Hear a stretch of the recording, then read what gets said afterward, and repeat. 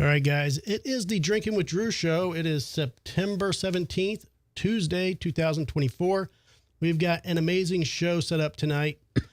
We are going to be discussing and giving our thoughts and reviews on the new NastySavage album, Jeopardy Room. Now, there's only 2 songs that have been released. We're going to play them in full. We're going to get copyright flags, I'm sure, but such is life. Not only YouTube, not life. Not only are we going to play the songs and review them, we're going to get some calls from people in the band. Yes, we are going to talk directly to Nasty Ronnie, Kyle, and Brad. You are buddies with him. I don't want to mispronounce his name. Last name, Sokol. Yep. That's how it's pronounced, right? Yep. And Dave Orman. So we're going to get calls in from those guys from NastySavage, and it's going to be a great show. We're going to talk a little bit about our beer that we're going to try. We're going to do a breakfast stout from Founders, and talk a little bit about a few things going on in the world. Another Trump assassination attempt. Imagine that. So, yeah, we got a lot on the plate. It might be a long show. Who's out? Who's in for a 4-hour show? Not me. Well, we don't have lives, so. Oh, we don't have wives. You're correct, Lives. Joe. Wives or I lives? thought you said wives. Or just saying both? Lives. I thought I I don't was camping out here, man. Right. Yeah, exactly. So, yeah, it's going to be an awesome, awesome show. Here is our intro. I'm including it today because we're going to get copyrighted flagged anyways. So this is the intro that Brad made with Must Not Kill for the Drinking with Drew show. Let's get that started. And now from the CapsFlorida.com studios in Riverview, Florida, Sounds great. it's the Drinking with Is that Drew pickles? show. It's amazing. Plumber's butt crack Pickles. looks like booze. I love that cat.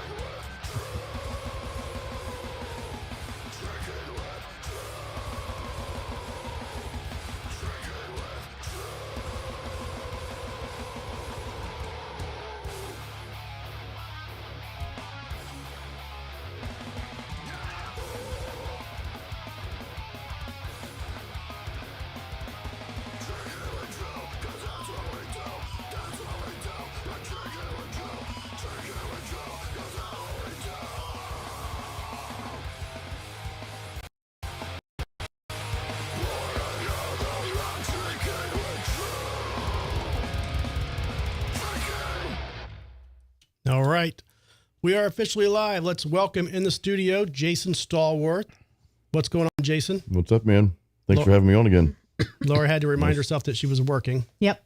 All right. Camera switcher. And Brad Mader of Must Not Kill. What's up? All right, guys. I'm stoked about this show. Kind of happened really fast. So as much as I tried to prepare, I mean, honestly, you know, you listen to the songs and we're going to talk about it, but this happened overnight. So everybody kind of has their thoughts and thoughts and prayers. Now, our thoughts on the music we're going to talk about. Joe. You know, Laura and I are on the show too. If you don't want That's what I'm to saying. We have us. Pajama Joe.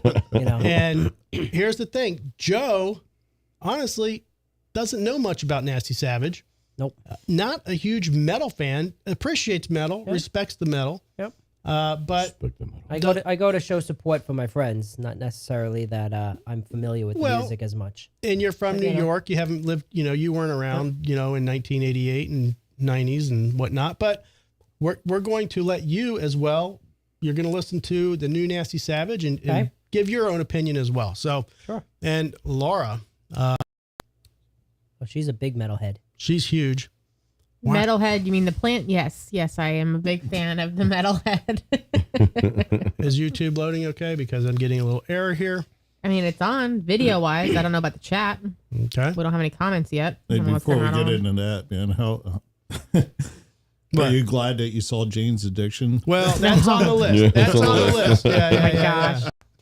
We're on, by the Holy way, so I crap. just checked. Okay. Yeah. Yeah. Since you mentioned it, we'll jump into it. All right. So We did see Jane's Addiction when they were here.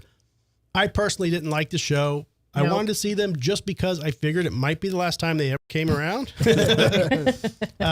Boy, Missed it by a week. Right. I know. Missed it by a week. But I mean, ask Laura. I was sitting there the whole time, just like miserable. It was very. The vocals were way oversaturated. Perry was drunk as fuck, so you could tell that At least on alcohol. there was I don't know. at least, but there was something up with the band dynamic. So I don't know. I was hoping they'd come out with something more powerful and whatnot, but they just had this really kind of melodic, 4 or 5 songs in a row, which we were like, oh my God, let's spink this up a little bit. And just the lyrics were very fumbly and slurry. Best description I can give it. Those are industry terms. Exactly. And also just so expensive, man. Like, God damn, man, $22 for a drink. And then they want tips and Dude. $80 for a burger, fries, and a beer. Like, dude, tipping and shit. It just gets ridiculous. So I don't know. I'm glad that we did go. I'm glad that I can put it a notch in my belt, like the pervert does with, women.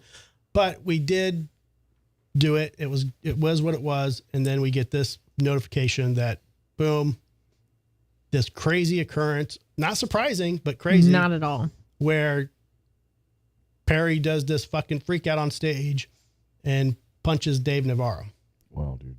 So, as soon as I saw that, I was like that guy on the couch, like, dude, that's what we almost saw. It was like that. It was like almost that vibe where I was just like, wow, that could have happened at our show at any second. But Like you crossed that intersection 5 minutes before the accident happened. Right. Exactly. So I don't know. Well, then his wife came out. She released a statement like the day after it happened, before they actually officially canceled the tour. And she said that I guess he'd been complaining that he felt like his vocals were being drowned out by the instruments. And I'm like, well, that's kind of the only good part about the show is the instruments. So it makes sense. And that's why he got upset and was, lashing out. But then she said that she appreciated Dave Navarro keeping a level head and like keeping an arm's distance, because you could see him like literally put his arm out and keep him at an arm's distance. But I guess the other guitarist is seen in the video, and I didn't even notice it until I read this article with Perry's wife's statement saying that he was put into a headlock and punched in the stomach 3 times by the other guitarist. I go, that must have been off stage because I didn't see that. And I go back and I start watching the videos again, and I'm like, oh no, it's right there. Yeah. He really totally did that. He totally grabbed him in a headlock, and he was But if someone's doing that in your own band, that shit's been building, right? And it's a shame they can't keep their shit together because they can make a ton of money. But, you figure at this stage of their lives, they'd be more professional about it, Right.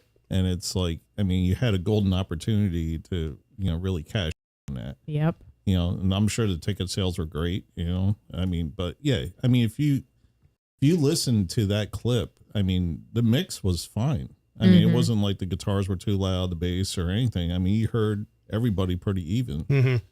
And the problem was he was actually singing over where the guitar solo was supposed to be. Oh, you don't do that. Well, There's a clip they were also before. playing There's a clip to before. stop him from talking.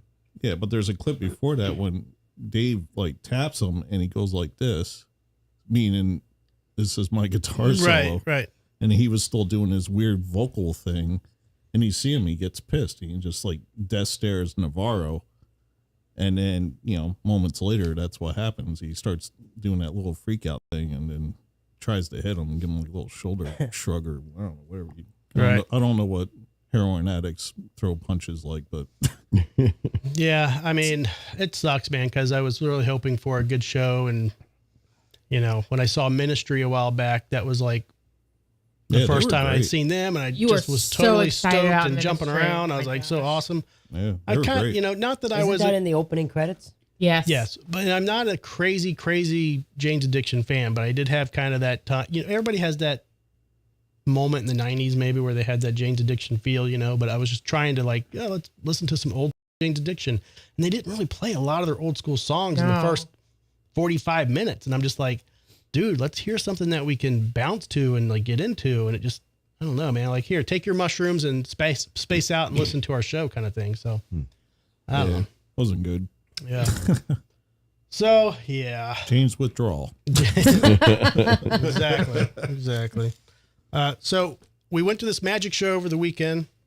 Joe and Jason, Laura, And Lusty Laura, and a few others that I don't know if they want to be mentioned or not, but her name is on the video, Joe, so we might as well say it, right? Wives. Just so say the wives. And the plus ones. The plus ones, yeah. So we went to Ybor City, Spook Easy Lounge.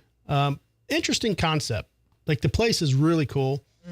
And, you know, I thought that I didn't know they served that much food. And we were looking at the menu, man, and it was actually pretty awesome. Yeah. So I definitely want to go back, but apparently this magic show is going to be going on a regular basis.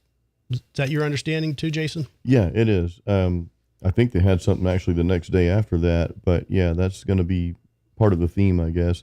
And I guess they have different things going on every night. They also have a brunch too. And you said they had like a downstairs, like in the basement part where they've got more food. So it's worth checking out for sure. If you live in Tampa area, Ybor City, Spookeasy. I forget that. I know it's on 7th and whatever. Or not even on 7th. 8th and 15th. 8th. Okay. 8th and 15th. Yeah, I was like blown away. We walked inside. It's like, man, we could do like a really cool music video in here. Maybe we'll do that. Yeah, you could. Yeah, I'm sure they've got a lot going on with people wanting to record in there and do all kinds of shit. Yeah. Maybe they'll let you play it. Just play on a Friday night. Sure. Come in and just throw some metal out. That's good. Give me a second. I'm trying I mean, to. it's a small venue, so you can't really go too loud, but I mean, go in and play. Could do like a gothic acoustic show there or something like that. There you go. Yeah. We'll learn all the songs on the scary movies from the 80s. Like Time Doc Warp. and Dream Warriors. Can you play Time Warp?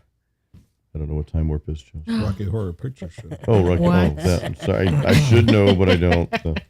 I've actually been to a Rocky Horror Picture Show a long time ago. Yeah, I did too. All right, How's that one? let's bust out these breakfast stouts and start our beers, Oh, and then yes. we're gonna play Brainwasher, one of the new releases from Nasty Savage. I definitely want a new beer in my hand while I'm listening to this fucking song. yeah. You know, it's not the first time I've heard it, but I want everybody else to hear it, and then we'll kind of give our thoughts on it.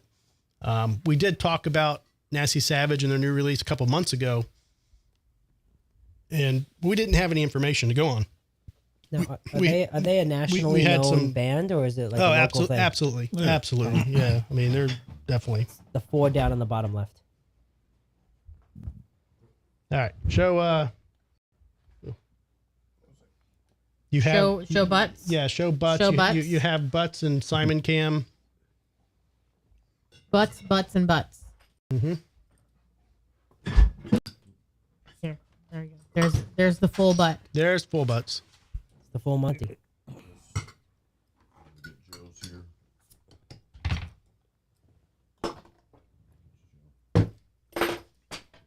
Thank you, Jason. Thank you, Beer Wench. That's got to be on the button. Couldn't have synced that any better. Right. Thank you. Thank Beer you, Wench. Beer Did you guys get my ass on that or what? Oh yeah, we did. What happened was the same thing that happens in the shower with a towel. My butt touched the mic and now my mouth is on it here. So, you know, when you like dry off your booty and then use the same part on accident to dry off your face. So, you know, yeah. Accident. I don't know anything about that. Accident. Osceola Longbeard said, "Nice shirt, nice butt." All right. And this is Dave. Oh, Dave Orman, I'm going to guess. Is that Osceola? Oh, is that? Osceola Longbeard. Oh, this is Dave. Yeah, it's got to be Dave Orman. Awesome. So the guys from Nasty Savage are actually tuning in. We got Kyle Nice. and Dave in the chats. Woo-hoo. So that's amazing, guys. Thanks for hanging out. We're going to talk to them shortly. So stay tuned. It's going to be fucking awesome. All right. Founders, Jason, Let's do it. never had this beer. I don't think so, dude. No. Okay. Pajama Joe, Never had it. never had it. It's a coffee. Brad? It's a roasted coffee stout. So I'd Coffee probably- stout. Okay. Smells good. double chocolate coffee oatmeal. I feel like y'all have tried this one before. No, we I had mean, a there's- found. There's been but a not few this one. others similar, but I don't think we had this brand. Oh, okay. Yeah. It says there's a double pot of Joe in here too. That'd Okay. be cool. All right. So Joe, going explain for- yourself. we're going to Blame give myself, coffee lovers. This one is for you. we're going to give brewed with an abundance of flaked oats and 2 types of coffee and chocolate. okay. All right, Jason, give it a go. Good.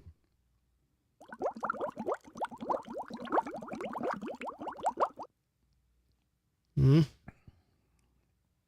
Oh man. Good. So this has, like, if you made your coffee extra strong, Yeah.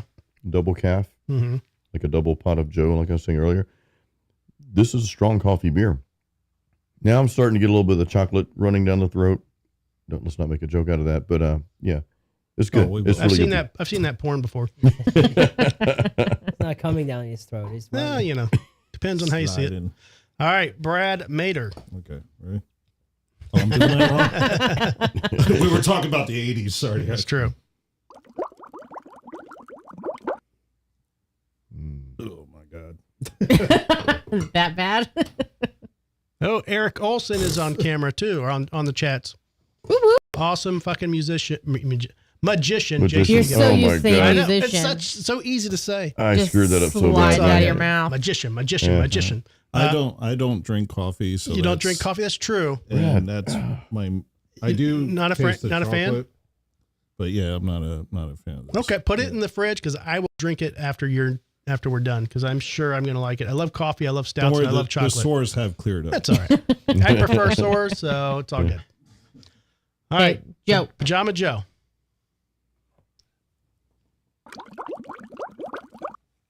Oh, what happened? As far as coffee beers go, it's pretty good. Pretty damn good, actually. Yeah. I don't really care for the taste of coffee either. But as far as coffee What's up with you flavors guys? go, That's the, it isn't I is- it- know, it is this tasty. just- It is tasty, though.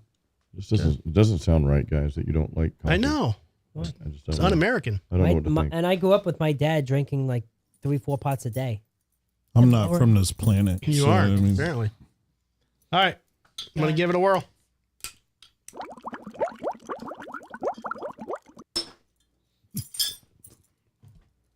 Yeah, I mean, it's everything I expected it to be. I mean, it's definitely coffee. It's strong coffee, dude. Yeah, it's definitely strong coffee and porter and stouty. Yeah. You have I it think on we had Saturday this morning with your before. breakfast. No, we haven't had that one. We had a different one. You sure? No. Yeah, it's I'm a not sure about anything in life, Brad, but I'm different just saying. Well, iteration. Jesus, man, you're running the ship here. Well, maybe, I mean, I don't recall it. That's not saying much. Okay. Well, if you're using words like recall, then it must be true. It's true. I think this is a different iteration of the breakfast stout. know Yeah, they I have think a- we had one from Founders, Yeah. but I think There was, it was different. it's called Dirty Bastards. The thing is right there. see? Oh, okay. Laura knows all. Well, there's still a dirty bastard in the fridge there, too. Okay. There's also one sitting right next to me. That's true. Wu-Tang? Yeah. Wu-Tang Clan ain't nothing. Really quick, Eric cultured. Olson just wanted to let everyone know the Everything magic at around the me. Speakeasy. Say it again because Joe cut you off. The magic at the Speakeasy will be Friday nights, 7 p.m. Every Okay. Friday. So if Cool. you're, Cool. yep, Friday night, 7 p.m. Now- the Speakeasy on 15th and 8th. I'm pretty sure Eric Olson was the one that kind of freaked out Laura the most. He was the one that was like towards the end of our night. Yep. That gave the ashes. That put the mark on my hand. Yeah, right. Oh, Yeah. that was creepy. So Dude, I'm that like, was- I need that yeah. video so that I can try and like go frame by because I have no idea. Right. And I You don't don't- think you I don't don't wanna- think you God don't wanna easy. go back and I do know. that, 'cause I don't then think it'll God spoil easy, it but he for got you. me. It was a He good got one. you. He got me. I gotta say, of all the guys that were there, they were good. They were, They good. were all good. Yeah. They They were do all practice. good. Yeah. They And it was do close practice. up. They It was were close really up. good, Yeah. So when you see a magician on stage and you're 30 feet away, 20 feet away, kind of different. But these guys were on your table, in your face, and I had Right. a video running. So I mean, it was pretty unique, and I was impressed. Yeah, there's a lot of difference between like sleight of hand magic and close up like sleight of hand versus like stage illusionists. Oh yeah, Because there's distracting by a dancing girl and all of a sudden someone runs behind the curtain. Obviously, it's Right. a complete different game show, but close up magic you can't hide, and it's a lot harder as far as the craft goes. They have to work a lot harder because they have all the extra flashy stuff on stage to distract people. Right. I do have a quick question though for the Question. for I was gonna say for the musicians, but magicians. I Magicians. keep screwing that up. But like a musician, and maybe Eric can answer this. Do they expect or do they take? I'm sure they take, but tips. How do they? I don't know. The majority of their income comes in. If that was the case, yeah, I think it would have somehow been like a tip bucket, more well known to the audience. 'Cause I didn't see anybody tipping. Maybe I I missed didn't it. see that. Yeah, I mean, it makes sense too. I mean, shit, I tipped a dude fucking $15 for a hamburger at fucking amphitheater. So, I mean, why not tip a magician? Well, when he gives you a for reach blowing around, your mind. Right. He kind of got to reciprocate. Exactly. that was a cool show, man. We had a great time. And That was definitely really going cool. back. So that was a really cool place. Cool everything. Next time, Brad needs to go with us He does. Oh, come on. instead of hanging out by yourself on the beach somewhere. Cleaning his garage. Yeah, can we not do that? Yeah. So depressing. Somebody has to do it. Yeah, fuck that. I've fulfilled the quota. Apparently. All right, guys. I want to get to this fucking song. Yes. Brainwasher from Nasty Savage. New release. There's only 2 songs out on the album right now. I did order my special marbled edition vinyl from FHM Records. So, man, get on there.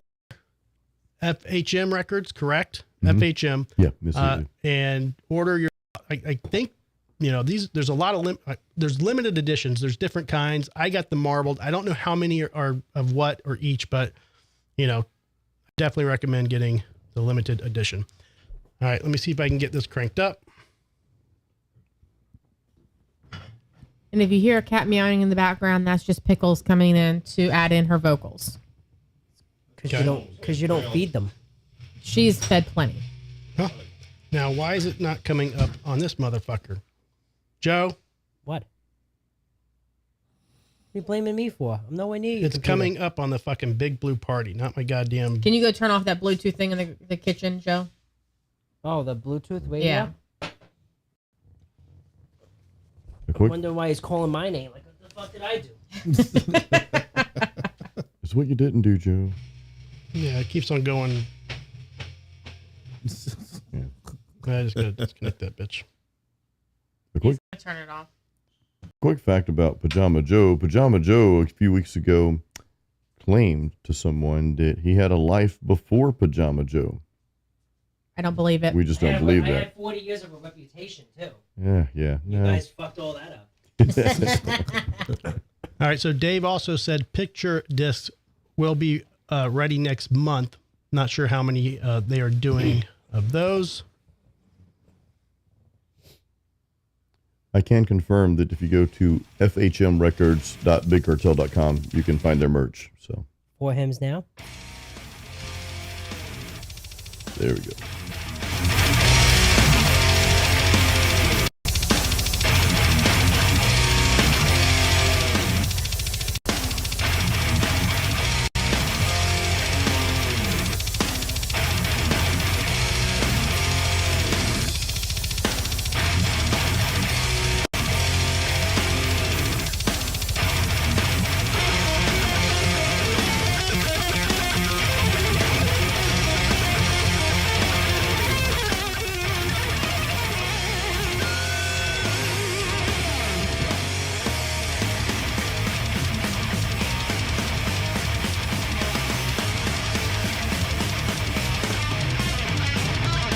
Trying to be free, but the humans have gotten me. Found them blind and taught them to see. Seeking deliverance from all the indifference. Seeking deliverance, tired of ignorance. Evil come and evil go. A blot upon a holy sky. Do you know the reason why?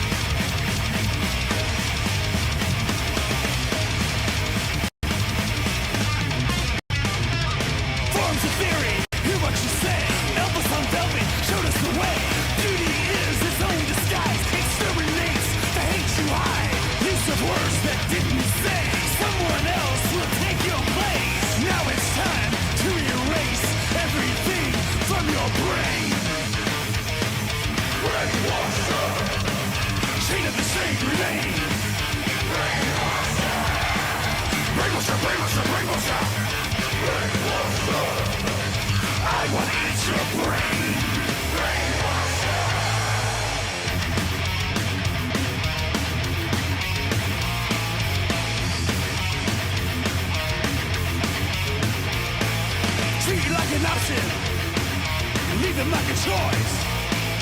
Benediction, crucifixion, incarnation of redemption. No power given to deny. Evil come and evil go, but that's the way they run the show. Now it's time to justify.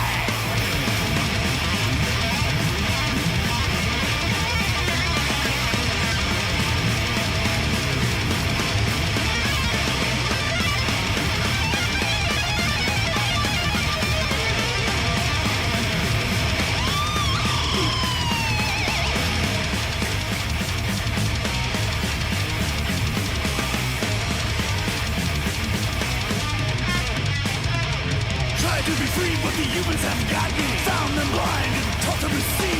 Seeking deliverance from all the indifference. Seeking deliverance, tired of ignorance.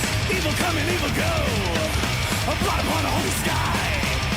Do you know the reason why?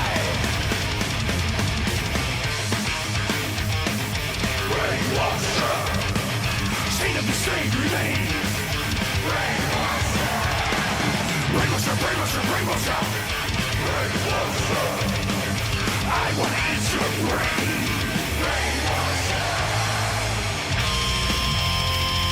This fucking part is amazing, man.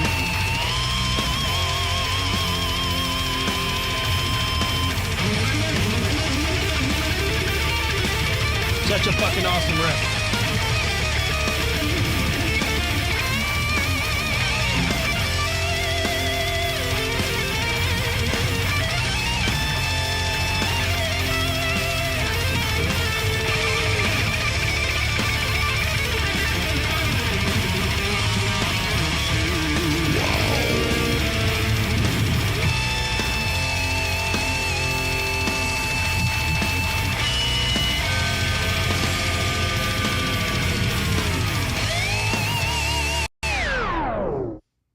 Man, I'm telling you, dude, I just love it. I mean, It's a great tune, dude. It is a great tune. I think it's probably one of the strongest efforts they've ever done. yeah, I mean, and here's the deal. I'm old school Nasty Savage fan. Like old fucking school Nasty Savage fan. Like 15 years old listening to fucking vinyl Nasty Savage fan. So I was worried, and I talked about this a couple months back when we were talking about their new release. I just didn't know what to think or how is it going to work. I mean, new artists in the band, and I mean, respectable artists, you know. Jim Coker I played with when I was fucking 15 from Brutality. He was killing the drums back then. I knew they had respectable artists. Kyle from fucking Nocturnus.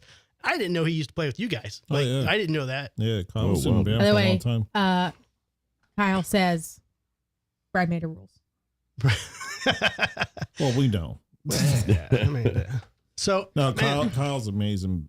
Like, not blowing smoke up his ass, but he's literally one of the best bass players I've ever jammed with. dude, you know, but Lisa just logged in too, and she just missed the what's song. up, Lisa? Well, Go back and listen to it really we're gonna quick. play another one. We're gonna play another one here shortly. But I was still nervous because I didn't know how that collaboration was going to mix with the new members of the band. You know, trying, you know. Well, I'm not an old school Nasty. Like, I know of the band. I saw him play my hometown in a warehouse, Right. like back in the day when I was like 14 years old or some shit. But who's actually left in the band that's original? Ronnie. That's it. Yeah. So everybody else is Nasty Ronnie is the original singer, and he is in the band. Now, there's reasons for that, and I don't, you know, as an old school fan, when I first heard that things were going down, I was a little upset, a little crushed, cried a little bit. But when I heard they were rebuilding, restructuring, you know, I had faith in Ronnie and that he would make things right. And man, did he fucking make things right. No, like, that's a dude, great lineup. I mean, he you can't. killed it. Like, Yeah. this is probably, I mean, you couldn't ask for a better fucking sound, you know, like this is just amazing. So yeah, let's get this other song on the way. Go ahead. Well, I was going to pick the song apart a little bit. Well, yeah, go ahead, man. I was going to play both of them and kind of stroll through it, but yeah, if you Let's want to do do one that. at a time. So Jim kills the drums on this song. I love the way he fucking does the drums. Like, just that's what caught me on this. Just the old school thrash double bass on it. You know, the way they let it roll and just have him fucking kick it. That to me, you know, that sold me. But the way they just come in with that fucking crunch and just let it slide a little bit, like that sold me. What do you have to say? Yeah, the intro of it was like remind me of Forbidden a little bit. You know, Okay. it's just like that kind of style Yeah. of stuff. Definitely old school thrash, but you wouldn't expect anything else from Nasty Savage. And that caught me too. When I heard the double bass, I'm like, oh, they upgraded. You know, it's nothing against the old players, but I mean, they were more that, you know, two-step. Well, beat but they've thing. had some double bass, but I mean, not yeah, it like wasn't that. like Jim Coker double bass. Yeah, You know no. what I mean? But Like, you know what really caught me? I mean, the song's pretty long. I mean, it's 5 minutes long, Mhm. which is, you know, me, I have like a automatic Well, 3 yeah. minutes Yeah, shut off switch. Cut it It's your down to ADHD. 305. But what I liked what they did was that all the parts don't sound like they were just thrown in there. Right. It actually sounds like a composition. Even like doing those little interludes with the solos in the beginning after the first verse, and they go into that solo Mhm. break, and then they get back into it, and then they, you know, everything just really blended nice. So I was really caught off guard with it. Yeah, it's good, man. Good effort. Good job, Were the guys. drums really that fast, or was that some sort of like editing trick? no, that's Jim. That's him No, playing that's- those drums. Like that's how he plays. Because that's and- like click, click, click, click, like that Yeah. was super fast. Yep. Yeah, I mean, it might have gotten cleaned up in the studio like everything does, but sorry. But that's not a sampling track. That's not fucking, you know, digitalized at all. That's him fucking playing. They could drum that quick. Absolutely. That's yeah. impressive. Yeah. Jason, what are your thoughts? Dude, it was phenomenal. I love the drums like you do. I'm a sucker for double bass. The song sounded raw and polished all in the same time, if that makes sense. I think we're in an era now with metal, with music in general, where it's overproduced. And I think that's what music is lacking. And I think that's why people listen to older music versus newer music. It's because it's overproduced and overpolished. So when they came out with this, I was in the gym when I first heard it. I'm like, okay, I'm glad it's leg Always day. in the gym. You know, but no, it's phenomenal, man. And I love the composition too, Brad. I love the song structure, everything.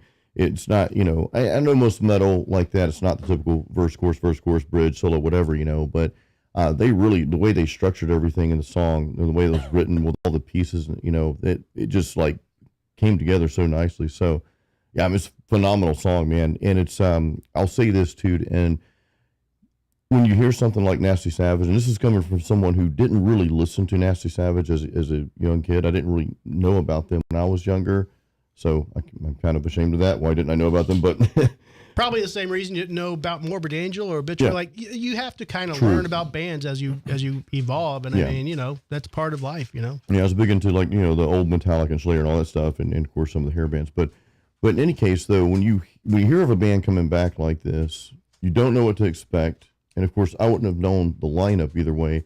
So I'm listening with a pair of fresh ears here, and it's taking you back to some of the old school stuff, however, without sounding dated, if that makes sense. Mhm. Yep. So yeah, I'm really impressed. I'm can't wait to hear this next track. I've already heard it several times, but this next one's just Let's just as hear cool. from Joe, who is not a crazy Sure. metal addict. What are your thoughts? Yeah, I mean, I didn't hear metal at all growing up, so it's all news to me in the last couple of years.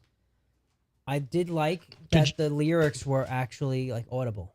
A lot of times, like, you know, thrash metal, whatever you call it, you have to read the book jacket to know what the lyrics were.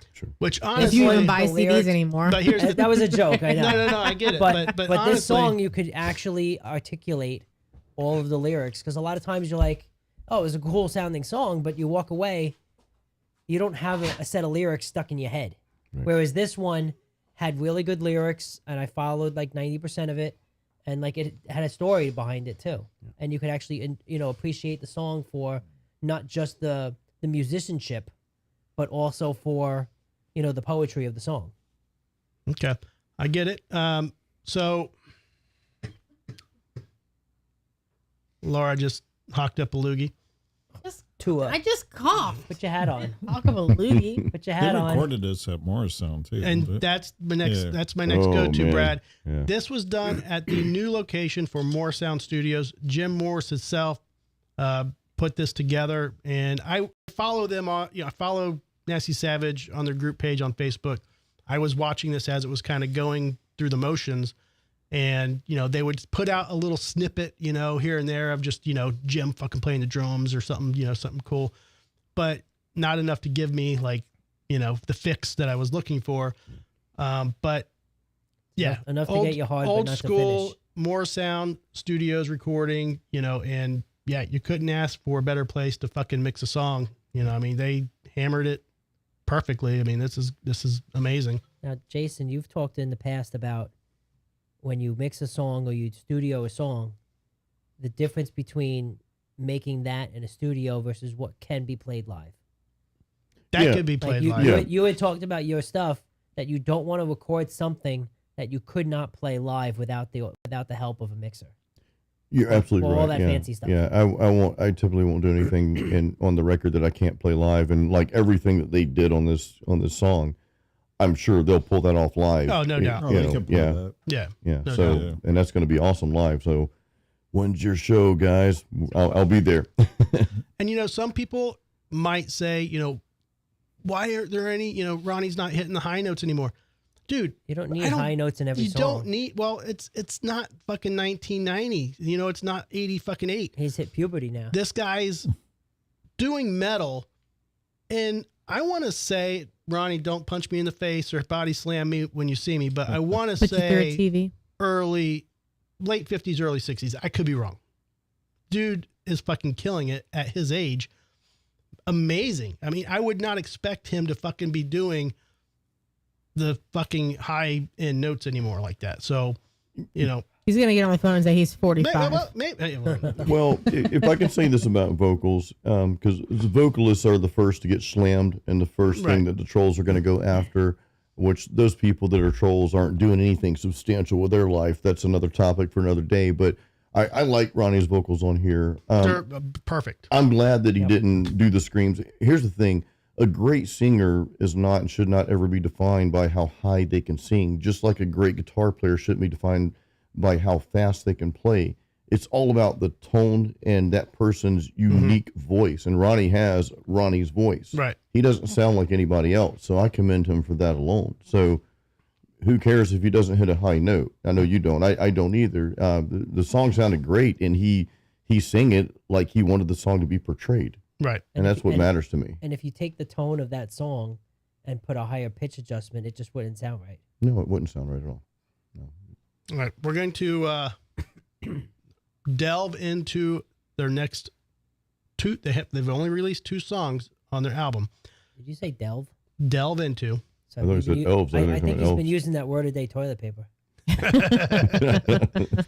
Schizoid Platform. Yes. All right. And I like this song. It's crazy unique. Okay. It is. But it's original as it gets. Have you been drinking the beer?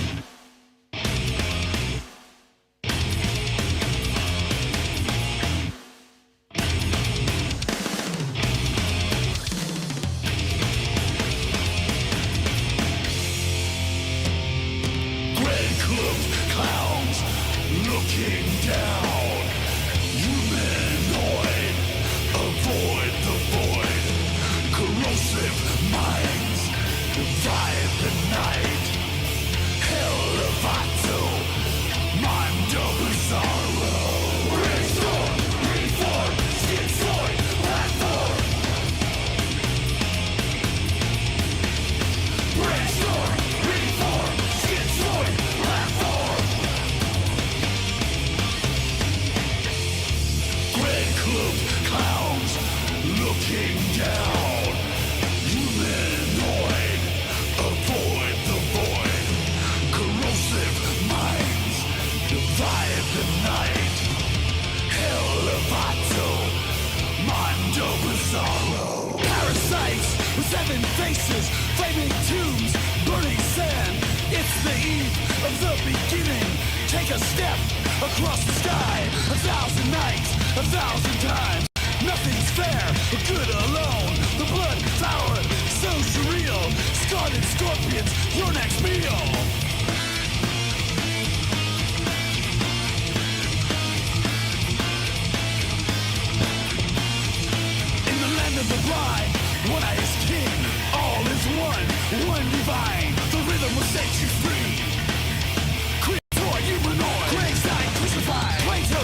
out in the eyes of the sculpture. Sea freak double feature. Sparrows bark the sun into being. Leaflet trees screen out the moon. Brainstorm, reform, schizoid, platform. Brainstorm, reform, schizoid, platform. Red cloaked clowns looking down. Humanoid, avoid the void.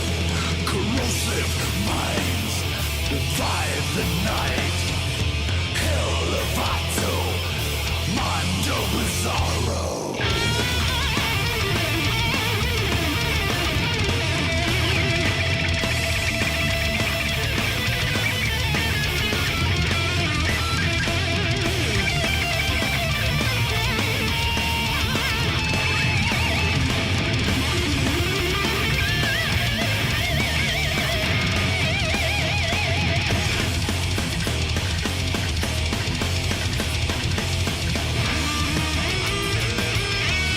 Switch ups there are fucking awesome, man. It's just, The key changes.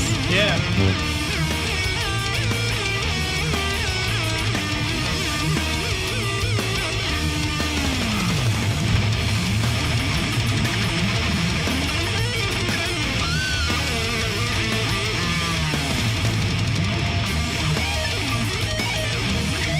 Arpeggios. Parasites with 7 faces, flaming tubes, burning sand. It's the eve of the beginning. Take a step across the sky.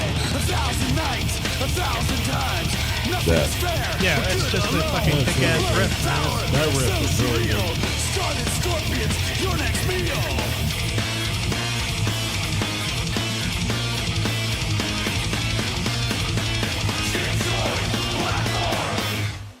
Fucking A, man. You know, I Dude. just, yeah, I mean, it's fucking Yeah, amazing, it's really man. good. Who's going first on this one? You want to start it since you were asking? Yeah, go ahead, Jason. I No, mean, when I heard Brainwasher, the previous song, I was like, okay, if the whole album's going to be like this, we're good.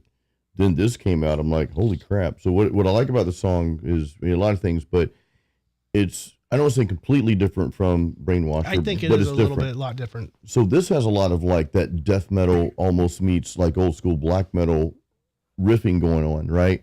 But then you've got Ronnie's vocals behind it, so it gives you something you don't really expect, and you're not going to hear anywhere else. You know, so it's a nice blend But of all those that leads together. remind me of old school Nasty Savage. Okay, You know, like those leads do give me that vibe of old school nostalgia. yeah, So I, you know, we'll talk to Dave and Kyle about that and who, you know, how they went about, you know, creating this masterpiece. But you know, they're in contact with Dave Austin. He's still a good friend of the band. You know, I don't know how much input was provided or if there was any input, but I would like to ask them that question. And just, yeah, I mean, the guitar, the drumming, this song for sure reminds me of the switch ups, you know, old school. So Brad. Yeah, that, like, comparing the two songs, it's like the first song to me was, like, for an average listener, was a little bit more listenable. This one was more like a musician's type song, if that makes any sense, you know, just with the intricacies of the beginning of the song. But I dug it a lot, man. I love really off time shit. And Right. like, if I can break up rhythms like that, I love doing that kind of stuff. And then when it just kicked into that whole thrash riff towards the center and towards the end, I was like, holy shit, that's really Yeah. good. I mean, there's bands where you can say, man, the drumming really made this one work or the guitars really made this one work. But I think it's No, a the little whole- bit of each the of them. whole band made Yeah. that song. it's everything. Yeah. With the tremolo picking and like when it starts out, the death metal style tremolo picking is what like, whoa, this is awesome. And I'll say the double bass comes in at certain parts, like at the right time. It's like, it's not like a full on double bass throughout the whole song, but it's like he comes in at this part. It's like, oh, okay, shit, that's awesome. I love this part. You know what I mean? And just the Yes. mixing of those drums, man. Jim Morse did a fucking amazing job on fucking mixing those drums. Like they sound so fucking just on point, heavy, not poingy or dingy.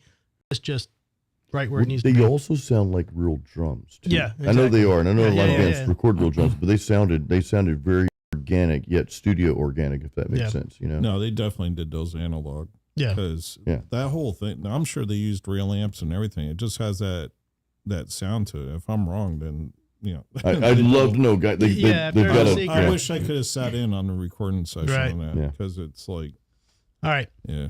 We are going to take a call from Kyle and Dave. So Kyle and Dave, if you guys want to give me a call, you have my cell phone number. We're going to patch you guys in directly to the studio. So we want to talk to you guys about this process and quite a bit more. So shoot me a call. They're going to call me on three-way. Hey. So as soon as we get their call, we're going to patch them into the studio. Make sure my phone is officially not on block or Do not disturb. do not disturb shit.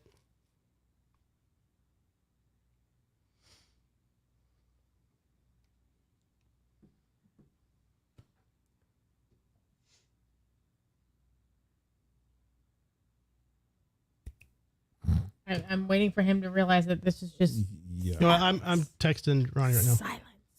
Silence. It's the time we drink in silence. Yeah, we can drink more in silence for sure. Or like the old Watch me AMC drink a beer. ad before the movie starts. Silence is golden. Be kind, rewind.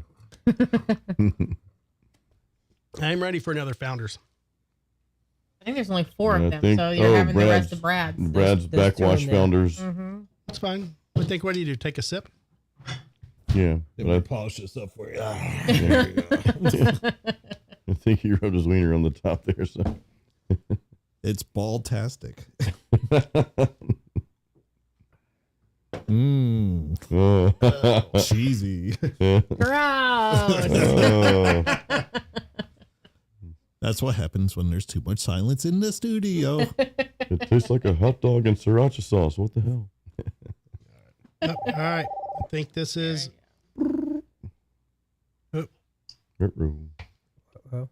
This is the Drinking with Drew show. Who are you? This line is reserved for Dave and Kyle. If you're not Dave and Kyle, please disconnect. Kyle, you in there? Let me merge the calls and Yep. then we're good. Okay, let's do that. Here.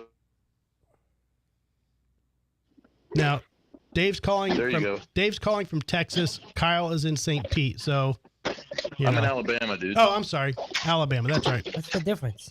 So, you know, What's the difference? I think a border at some point. All right, guys, are we both on? Alabama. Yep. All right, cool. I'm here. Wow.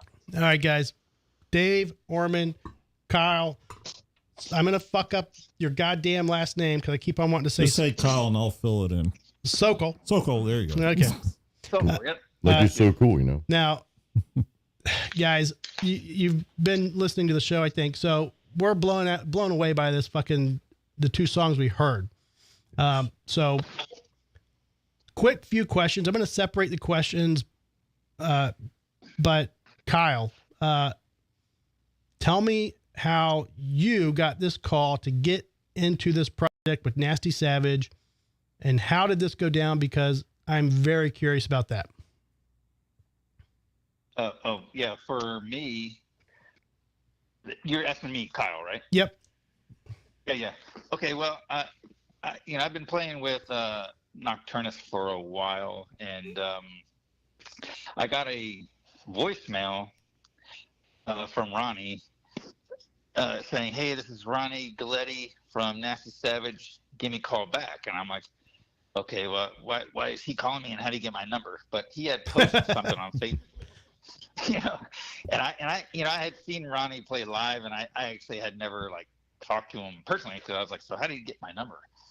But he had posted something because they were having some stuff was going on with Scott, and he went out and asked some of his friends who he would get recommended to play bass.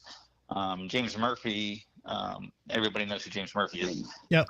So he actually told Ron and gave him my number and said, "Hey, give Kyle a call if you're looking for a bass player to play with NastySavage. So that's how he got my number. James recommended me to him, which was, I'm honored because, I've known James for a very, very long time. And I wasn't expecting the call. James didn't tell me that he told him this or anything like that.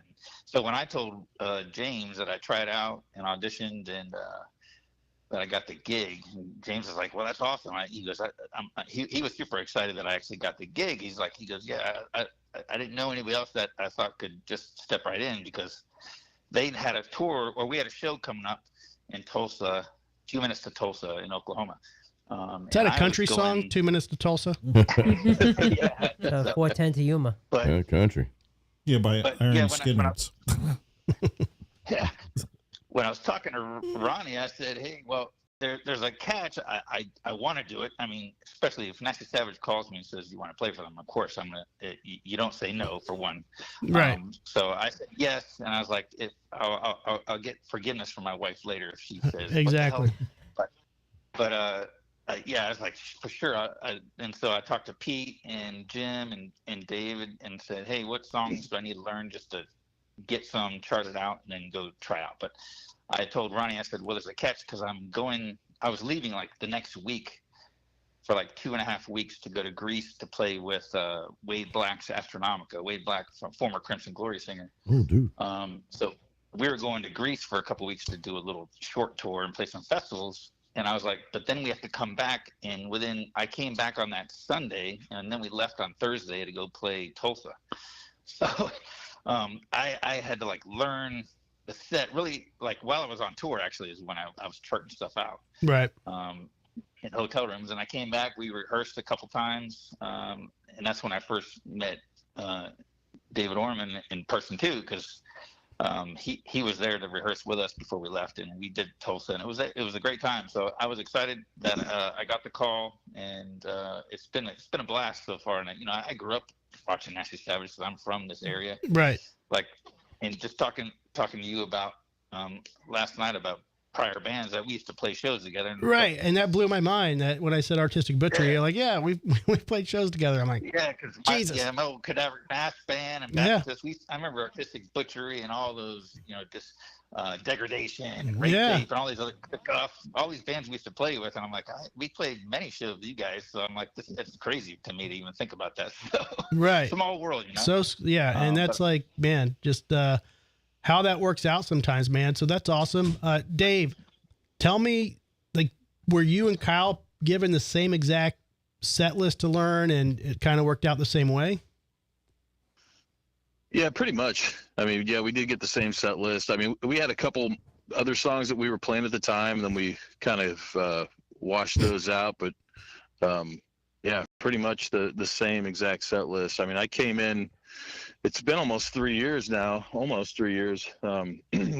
Dave Austin bowed out, right? and then I used to play in a band with Jim Coker and Pete Sykes called Contorted. It's a death metal band, Okay. We did an album together called Clinically Dead, and then I was playing in that band in a band called Fast Taker. They were this 80s metal power metal band, and just family came into the equation, and I had to quit it all. I was like, okay, well, I'm done. I had to step off, and it was like 10 years. I finally started talking to Pete again, and I was like, hey man, I'm writing new stuff, but it was 7-string stuff, like really progressive technical death metal. And I was like, if you want to get involved with that, that would be awesome. So me and Pete started talking. It wasn't even 2 months after we were talking, Dave Austin left. And I only knew about NastySavage, just a few songs, Wow. I didn't even know he was in NastySavage at the time. And I'm more like, I knew more about Gardy Lou than I did NastySavage. Well, Pete reached out to me. He's like, hey, we need a guitar player. What are you doing? I'm like, oh my God. Yeah, let's do this, Right. And yeah, so I got pretty much the same set list. There was a couple other songs we were doing, but those came off the list and stuff. But yeah, pretty much the same situation. And within like 3 practices, we were playing live in Orlando for the first time. Damn. All right. So here's the big question. When it came to recording, how did you guys get to the point to where you know, there's, I think there's a happy medium maybe between old Nasty Savage and also maybe intertwining your own, you know, style. But I mean, I think you guys nailed it as far as capturing both. Did Dave Austin have any input into the writing, or did you guys just kind of? I talked to Dave Austin a few times before we went in there, and like, because I was really like the pushing force into writing. I was like, let's do something. If we're gonna do something, let's write, you know. And then Ronnie started talking to people, and he got us hooked up with FHM and all this stuff, and got us a budget lined up for Jim Morris. But I actually sent Dave Austin a song through Facebook Messenger. I'm like, hey, check this out. And it was one of the first songs I wrote for the album. It's Aztec Elegance. And I pretty much wrote a score to that movie Apocalypto by Mel Gibson. You know, so that's like the first song I sent it to Dave, and Dave's like, holy fuck, that's awesome. But that was the only song, but I was never like, hey, how does this, you know, does this sound good enough or anything like that? Because like when we first started writing for this album, me and Pete and Jim and everybody, we had Scott Carino at the time. Right. And we were just like, how do we write for this new album? Do we want it to sound like the old Nasty Savage? Do we want it to be like, you know, I can't write death metal for Nasty Savage. It's just not going to work. You know what I mean? Right. So, and Ronnie's like, dude, do whatever you want, bro. Do whatever you want. You know, this is 2024 when this thing's going to be released. You know, it's a new chapter, that sort of thing. But I still, like, when I was writing, I went back to all the old records, listened through everything, you know? Gotcha. And I'm like, I just want to do something because I'm filling such big shoes with, you know, Dave Austin's such a killer guitar player, the stuff that he created with Nasty Savage. And I just wanted to create all the songs that I wrote. And like me working remote with the band, because at the time I was in Texas when I got the call, you know, so me working remotely with the band, I mean, I brought 4 songs to the table. Pete brought 4 songs to the table, and that's kind of how we worked it, you know? So everything that I did, I pretty much was like, I want to make it like Nasty Savage, but I also want to make it like my own. Right. But I didn't want to lose any of that at all, you know, because that's like, who are we now? We're a death metal band. You know, no, we can't do that. So, right. Jason, any questions? No, I mean, I commend you guys, man. It's phenomenal. So, I mean, I have so many questions about the recording process and all that, but that's probably a topic to cover for another time, hopefully. But no, it's phenomenal. I mean, I hear like sort of that death metal style of guitar. Like if you were to put some growl vocals to it, yeah, that would have worked, right? But right. I respect that. So much respect the way you guys did that. You listened to the older Nasty Savage, but you also wanted your twist. So, and I mean, that shows the maturity of a professional musician. Right. Obviously, you're dropping egos, you know, you want to capture that feel and still be Nasty Savage, but you also want your own stamp on it too, which is phenomenal, guys. Yeah. And it's great. And like this entire recording process, I mean, we owe everything to Jim Morris. That guy's such a maniac. Crazy, right? He's a phenomenal worker. And like we went in there with the budget in mind. We had to do this, like the whole thing was 8 days, right? Wow. But it was spread out so it wasn't like, okay, well, tomorrow we're doing this, you know. Right. It was like, okay, well, a month later we're doing this, you know. So it's kind of strange in that aspect, but still at the same time, when Jim showed up, man, he was nonstop, balls to the wall the whole time, throwing in, you know, hey, you guys should do this or that or whatever. And like he's not only is a producer, but you know, he's like a conductor in a way. Right. And the way it came out, the reason why it sounded like raw but you know, with production, is because we only did 2 guitar tracks, 1 per side. I love to hear crazy, that, man. right? I love to hear that. Because there's so many bands that do like 5 or 6 or 7 guitar tracks, and it's just like over the top. I mean, like I don't even like that for death metal, you know. So right. To each their own, you know. Yeah, it is no, what I it get is. it. But yeah, but if it wasn't for Jim Morris, man, it wouldn't be what it is, really. Yeah. He Isn't made he it the guy happen. from the Doors? No, Joe. It's Well, not. you guys, this album, these songs, they have a lot of clarity in everything. Yeah, and that's, you know. Did you guys go analog or digital on that stuff? It's all digital. Oh, it is. All his Okay. new I recording think stuff More is all Sound digital, is all digital now. I don't even think you can do analog at More Sound. So you're running like through Kempers or quads, or what are you using? Oh God, you're asking the wrong one. Oh, okay. You're asking the wrong one. I don't know anything about that and Aptos and all that stuff. So Oh, the That's Atmos. another Yeah, Dolby Atmos. another story for another campfire. I don't know what that is. No, I got Then you. it costs a lot of money. Campfire. Like literally, when I heard it, it literally sounded all analog to me, like the drums and everything, because it didn't sound over processed. And that's I was like, wow, they really have this like, like almost like a 90s, 80s feel to it, but it's modern. Well, Jim actually used it in a kit that was in house. That Okay. Jim Morris is like, here, you can use this kit. It's some off-brand thing, but it sounds awesome. Sounded He great. actually melted. He actually melted the kick pedals. I'm not kidding What? you. When we were doing that Brainwasher song, he melted the kick pedals to where the plastic pieces on the front were stuck to the double bass head. Wow. Yeah, I got pictures. I can send it to you, Drew. Man, yeah, That's- he melted the front of them off. That is Wow, insane. holy shit. Damn. That's But yeah, we got a really good drum tone out of there. Drum oh, sound. it sounds great. It does. The guitar tones were ripping. I really like it. And even when you step up and do your solo parts, we only did solos for half a day. Wow. And then the two songs that you guys heard, I want to throw this name out there. If you guys know who Jerry Outlaw is, he plays solos on both of those songs. Yeah. Really?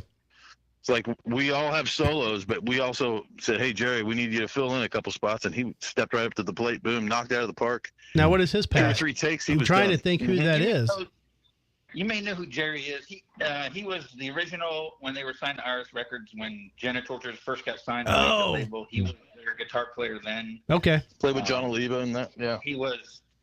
When I played, I filled in for the reunion shows for Messiax and Blackout. He was their guitar player, Blackouts, and Messiax is the guitar player when Eric died. Eric Gibson died. So Yeah. And then he was in John Oliva's Pain. And Oh, he does okay. a Frank I remember Zappa that. tribute band, Bogus Pomp, stills too. Okay. Very cool, Yeah, man. he's a shredder, man. He's like a well-known just metal shredder. He's been a good friend of mine for a long time, and so he was gonna he knew Scott too, just because he was gonna try to get in and play some solos before. And then when Scott left, and I was talking to Jerry, and he had mentioned that, so I went back and asked Dave and Pete, said, "Hey, you guys, he's still interested to play. He'd love to come in and record some solos in there." He did some stuff with Brutality too. Yeah. Yeah. And Dave and Pete were just like, "Hell yeah, bring him on." So Unless I got it right. No, really. Man, I tell you what, I miss Brutality. I wish they would fucking pop up again. Just something, man. Yeah. I miss that band. So what was it like going through just kind of, I mean, I know Kyle, you were kind of crazy doing your schedule, but when you got thrown with all these shows, I mean, obviously you're producing a new album, you're going to have to basically tour. How did that go? Like personal life, family life, business life, like how did that affect you? Yeah, for me, I mean, it was, we were like recording songs, like Dave and Pete would record on their phones, like recordings of the actual tune, so I could try to see how to, at least the basic riff and everything. But I just kind of engulfed myself in the old Nasty Savage to see how, like Fred, the original bass player, Fred Dregish and Richard Bateman, I was a huge fan of growing Right. up. I played a couple shows with Gardy Lou, and he's just a great bass player himself. And Scott Perino, obviously, I'm a huge fan of him when he was in Fester. Yeah, man. Old And- school Fester. Jesus, man. What a band. Yeah.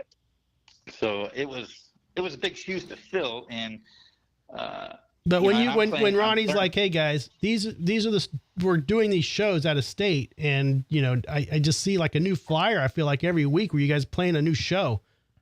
Like Yeah. it's like what We've the been fuck? doing You guys are pretty nonstop.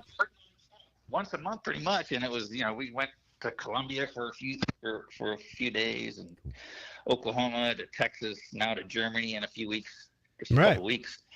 And then we play Swarm Fest. We'll do, I guess it'll be my first show with Nocturnus and my first show with Nasty Savage in Tampa. So we're playing At the Mug. Yeah. Right. Both Nocturnus and Nasty Savage are playing Hey, that. So I need y'all to that's- squirrel the Drinking with Drew show in on the media creds. got some Hell yeah. got some video I'd like to do of the show. Yeah, that would be cool. You guys.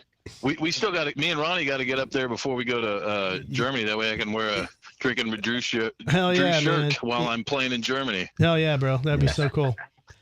So we got Nasty Ronnie coming on. He's going to come on after you guys. But before that happens, so what do you foresee, like the next 5 years of Nasty Savage? What are you seeing? Me, Dave here. I'm gonna say we're gonna do another album. There's been a lot of press. We've been doing a lot of interviews for this album. I think it's gonna pop off really well. I think definitely another album within the next year and a half. Wow. Okay. That's just, like me personally, I want to push it.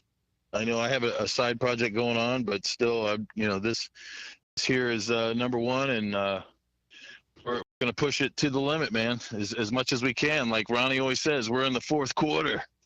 So I know he wants to get out there and make things happen. Is everybody in? Right, exactly. So that's awesome. Yeah, and I'm planning on doing with Kyle about doing another album with these guys too. So I mean, I'd love to see it go for another decade. We're gonna go as long as Ronnie can handle it. Right. As long as Ronnie can still be smashing. And I'm not gonna tell you his age. He'll tell you that. Right. Yeah. I mean, I think I was off a little bit. As long as he can go and smash fucking televisions and I know, do right? his thing. That's amazing. We'll right? go as long as he can. Yep. We clear out all the local pawn shops wherever we go with all the. You have to. You have to. I mean, you can't smash a plasma on your head. It doesn't have the same effect smashing a plasma TV on your head. So, you got to go old school. Well, the other cool thing about this album, you guys got the press kit, right, Drew? You got it? Yep. Did you hear the one we did with Obituary? Let me pull it up because I was looking at that earlier. Hang on here. So ask Ronnie when he gets on the phone with you if you can play that song. I would be 100% down with you guys playing that song. It's an old one that Nasty Savage recorded on the demo tapes, the Wage of Mayhem demo tapes. Which is Sabbath, yes. But we recorded this one with Donald and John Tardy from Obituary to bring things back in full circle. Those guys are awesome, man.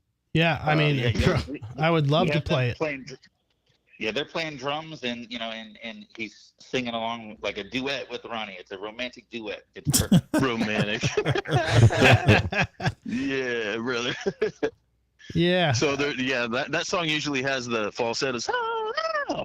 See, this time it's awesome, man. That's badass. Yeah, that would be amazing. And again, man, we are talking about 2 songs off of a full album you guys just released. So I feel like we're probably like talking a little bit prematurely, but I mean, I love what I've heard so far.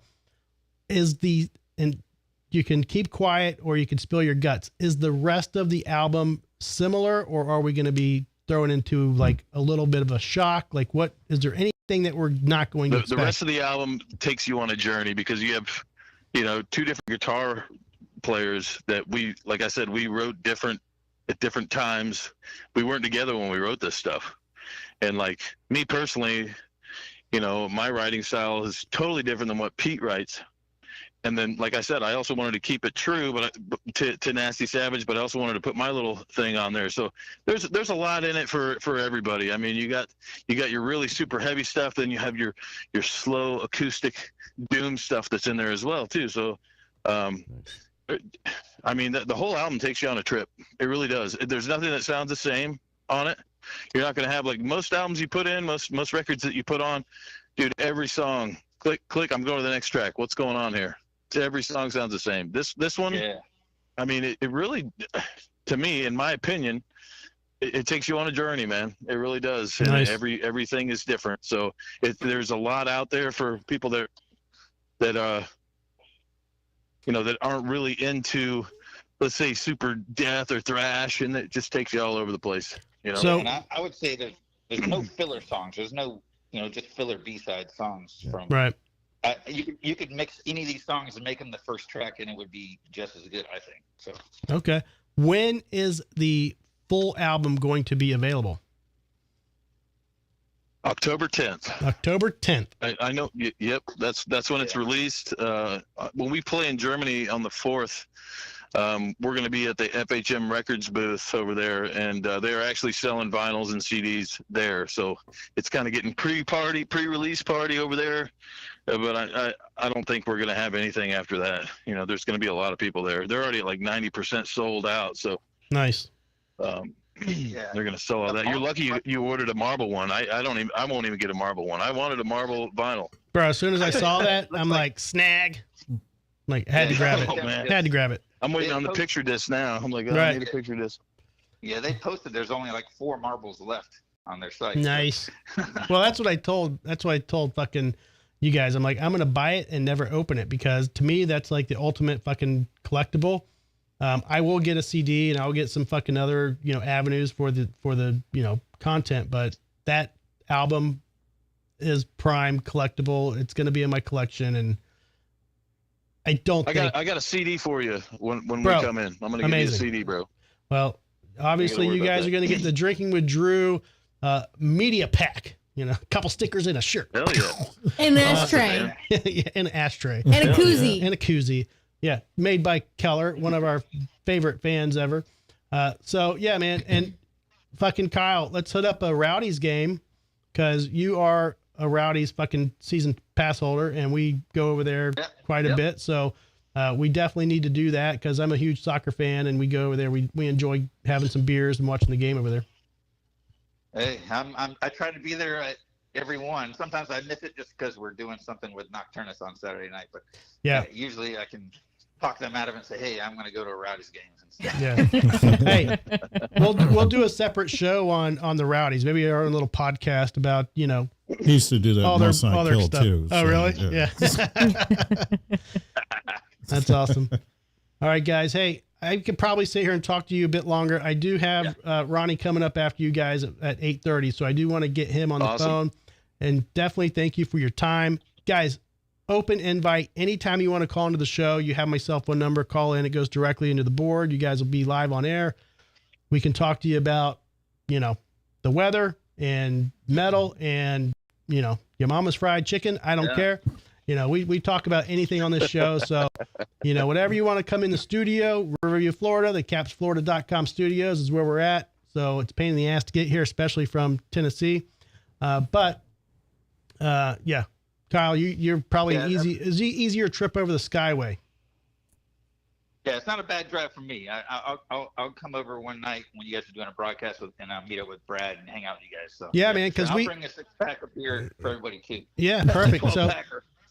we'll crank up the amp. I have my guitars in the background here. We have a 5150 in studio that we crank up and jam out on every once in a while. So you guys are welcome to do that too, man. So cool, guys. Thank you so much for fucking hanging out. I love the album, and definitely appreciate what you're putting out.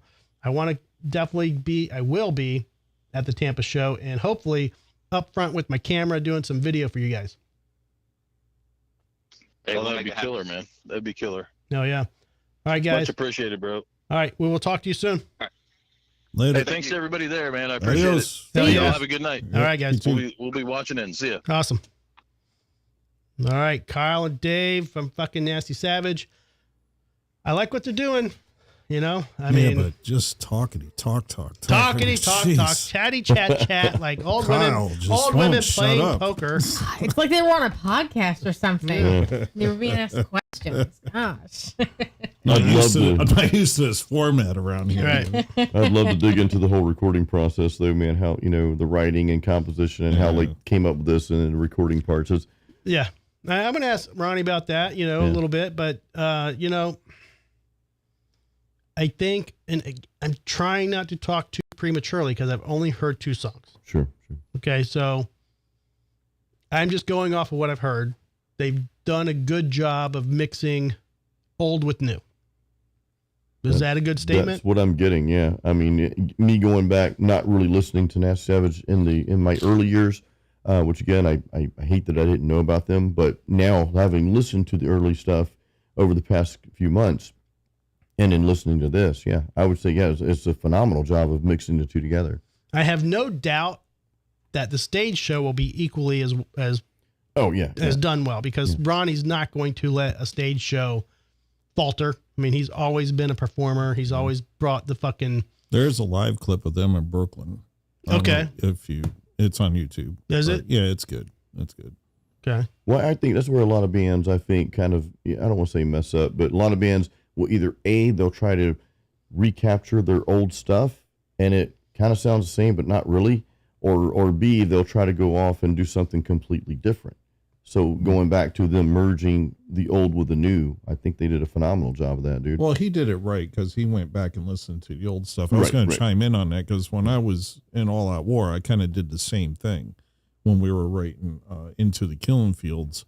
Of course, I was playing all those songs for a long time, all the older stuff, but I still like submerged myself into that when we started writing that album, and it helps bring out that like flavor of the band because, before All Out War, I was just writing my own thrash stuff that sounded nothing like those guys at all.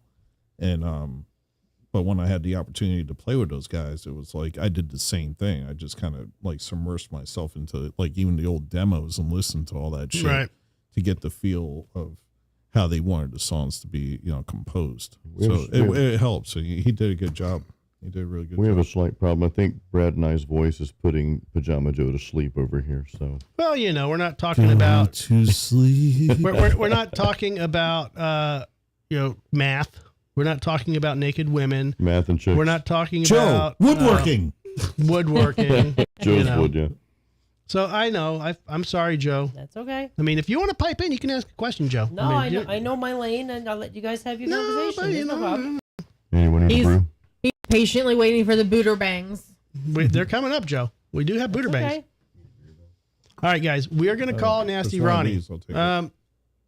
Yeah, just for now. Yeah, let me do it. And give me a black and tan. There should be a black and tan in there. You want the rest of Brad's beer? There's another one of those. I thought I had one. Oh, no, is there? Joe didn't drink his. Oh, jeez. Okay. I'm not going to try. I thought I already drank your beer.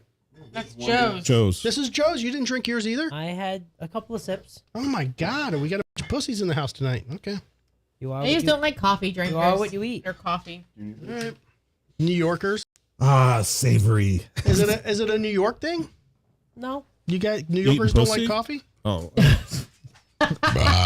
How do I get the Scott like that eating pussy? I don't know. Man. Coffee. I never drank coffee. I just never liked it. I'm going to pee before I talk to Ronnie. Yeah, let's pee. And you got that from me not drinking coffee. Yes. Jeez. Give me 2 seconds. I want to know if this Simon. drink actually has Simon. Molest Jason. He did. He molested the mic over here. I want to know if this beer has actual caffeine in it. If it's coffee flavored. Did they I put don't real know, coffee dude. in it? And then you're going to be Sometimes buzzed all night long? It's all about the bean. I don't think it has The that bean. much coffee. I think it does have some, but I don't think it's overwhelming. You know what I mean? It's super strong for me, but I'm not a coffee drinker, so. Oh, stop it. You guys in your no coffee. Hey, I'm all natural, baby. I don't need stimulants in my life as I drink a beer. I don't need to be buzzed or anything. Excuse me while I drink this. Man. Cool songs though. Mm-hmm. It's while Drew's taking a leak. Should we go play Crossfire with Drew? Right, let's not do that. No, those songs are like a breath of fresh air though. There's a lot of great bands out there. I know people knock on today's music. I get it because a lot of it's but this is like these two tunes are like a breath of fresh air. You know what I mean? It was just done well. This is something I can actually sit back and just listen to and enjoy. You know what I mean? Drew's back. Yeah, the songs were done well, and they didn't butcher, change it so it's why are they called Nasty Savage? Right, yeah. I mean, it's clearly Nasty Savage. So they did. All of them did a really good job on the album. I was impressed. I thought it was really good. I agree. All right, guys, we're going to call Nasty Ronnie. See how this goes. Hope he's not body slamming somebody. Oh, dude. Probably wants to body slam me.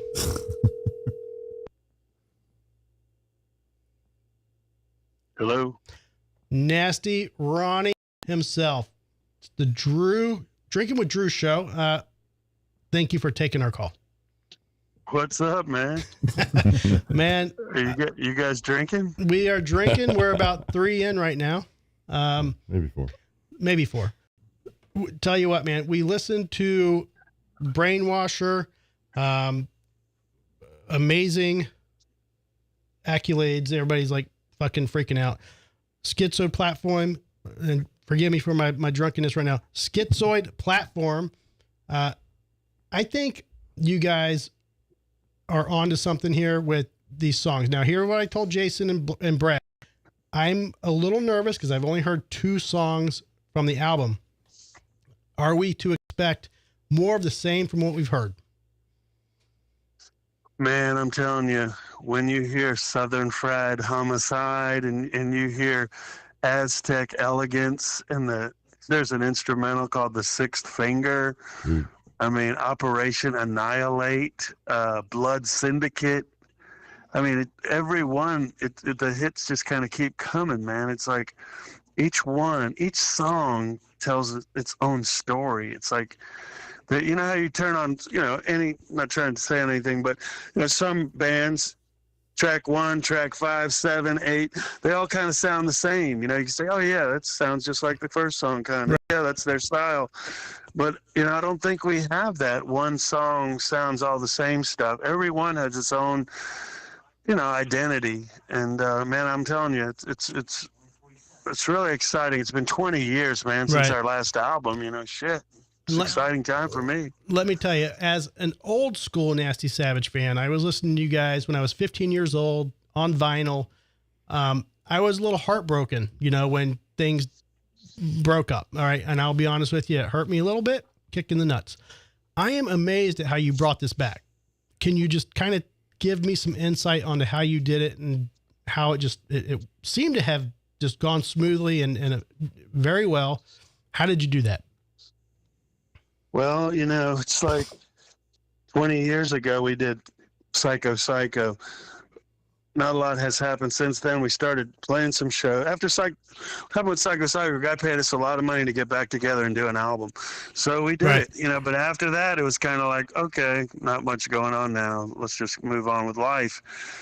And then a couple of years went by, and there was no promotion, marketing, or anything. It was just a small-time guy who wanted us to do this album. And he was working with Ben with Lowbrow and Ben with Gardy Lou. And then I met him, and he was a big Savage fan. I said, hey, why don't we do a Savage album? Oh, yeah. Okay, so we did it.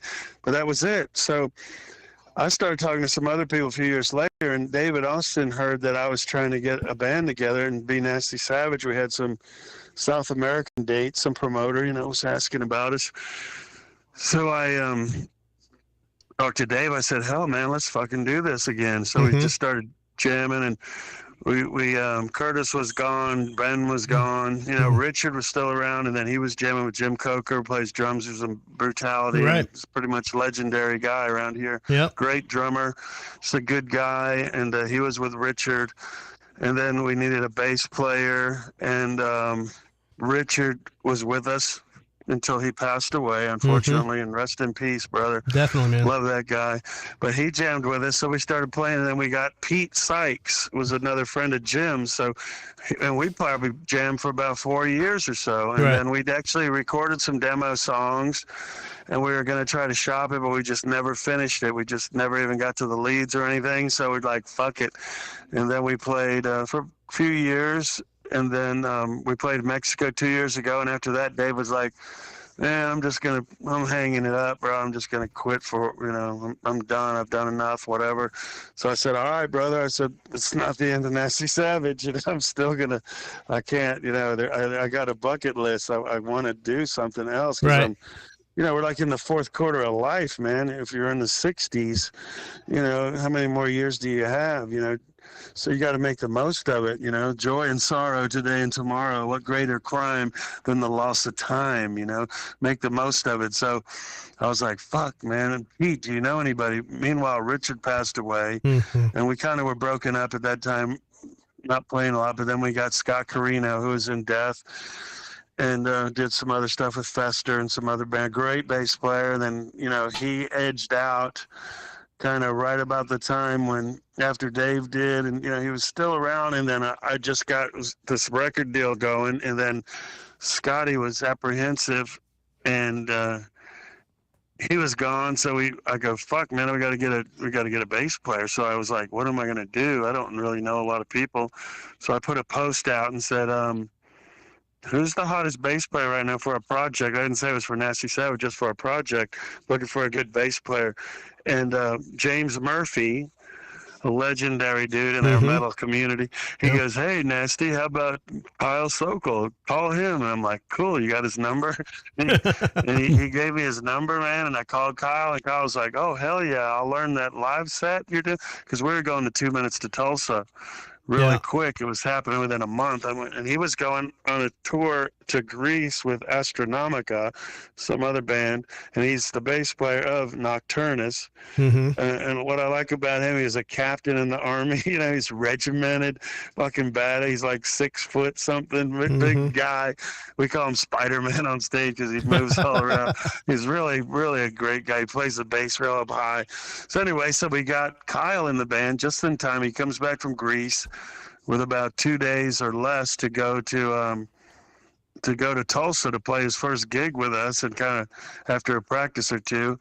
And then right after that, which was a success, right after that, we started giving him these new songs that we already were writing.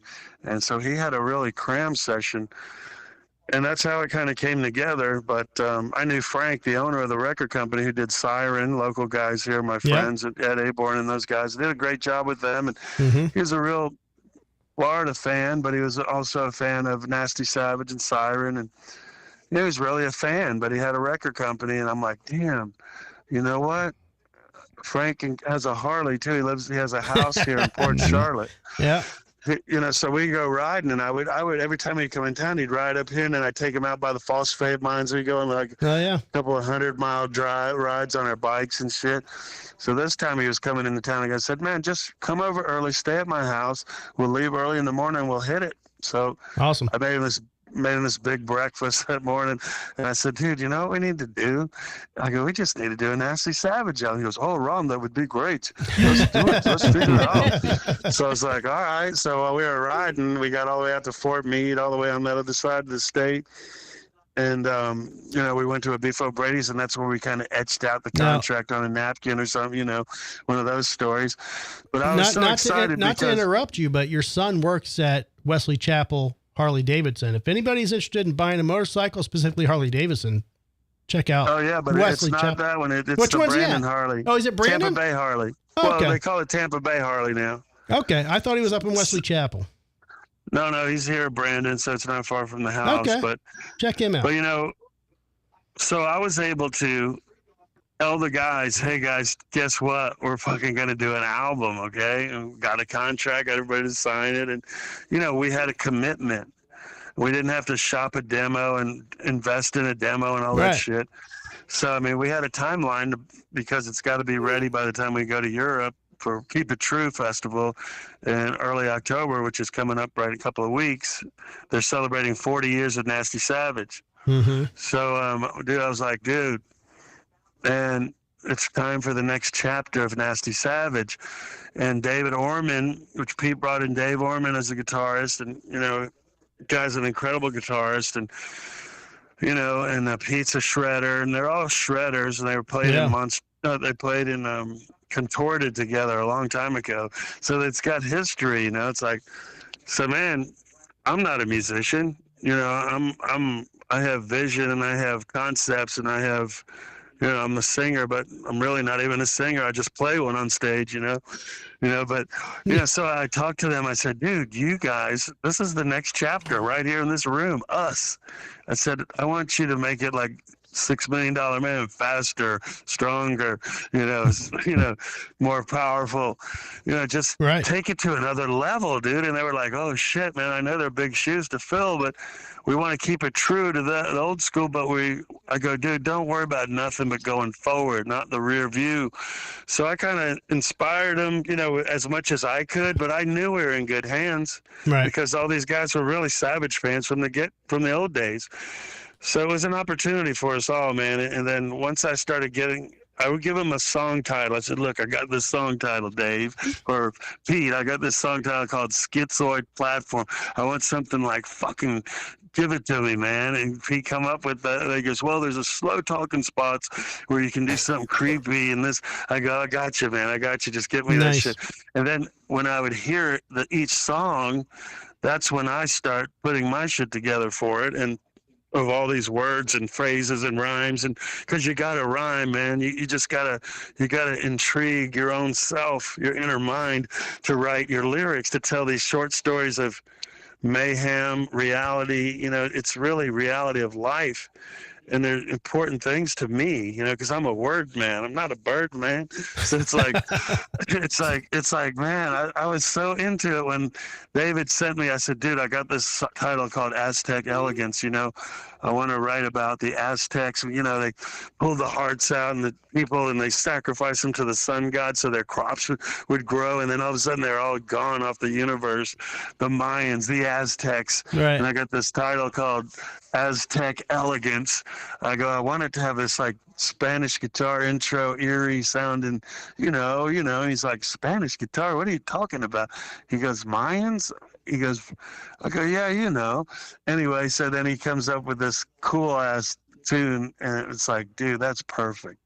So I just gave him some ideas, but these guys did all the work, man. And it's a team effort. And then working back with Jim Morris at Morris Sound Recording Studio, Right. where we started it all. I had to do a few things, man. I'm sitting here on an island like a rock, I'm by myself holding this flag of Nasty Savage, from the 80s. I'm like, what are people going to say? They're like, it's not Nasty Savage without that guy or this guy. It's not really this. I'm like, fuck it. I can't go back, man. I just got to deal with today. That's all we have. So I'm like, we're going to fucking do this, and I'm going to give it 110%. So, but I had to do a few things in my mind. So I kind of Trump moves, man. I went and got back to the studio with Morris Sound Recording with Jim Morris. He wanted to work with us because he knew how much history we had together, and really what Nasty Savage did to pivot that second wave of fucking metal that came out of Tampa Bay. It was after we recorded at Morris Sound, and bands were coming in from all over. Then Death, Deicide, Morbid, all them bands just populated Right. and took control, and that's killer. But it started from Morris Sound, so I got that. Then I had to find some kind of cool thing for the artwork, and I said, I got to find Vandekar, but he's been dead for fucking 38 years. So I Googled it and got some kind of response from somebody, and it was his grandson. He goes, yeah, I know who you are. He goes, and I still live at the house. I said, holy shit. I go, well, this is what we're doing. I need some canvas, brother. You got anything? He goes, I got a few, but you're welcome to come. I went the next day with David Orman, the guitars.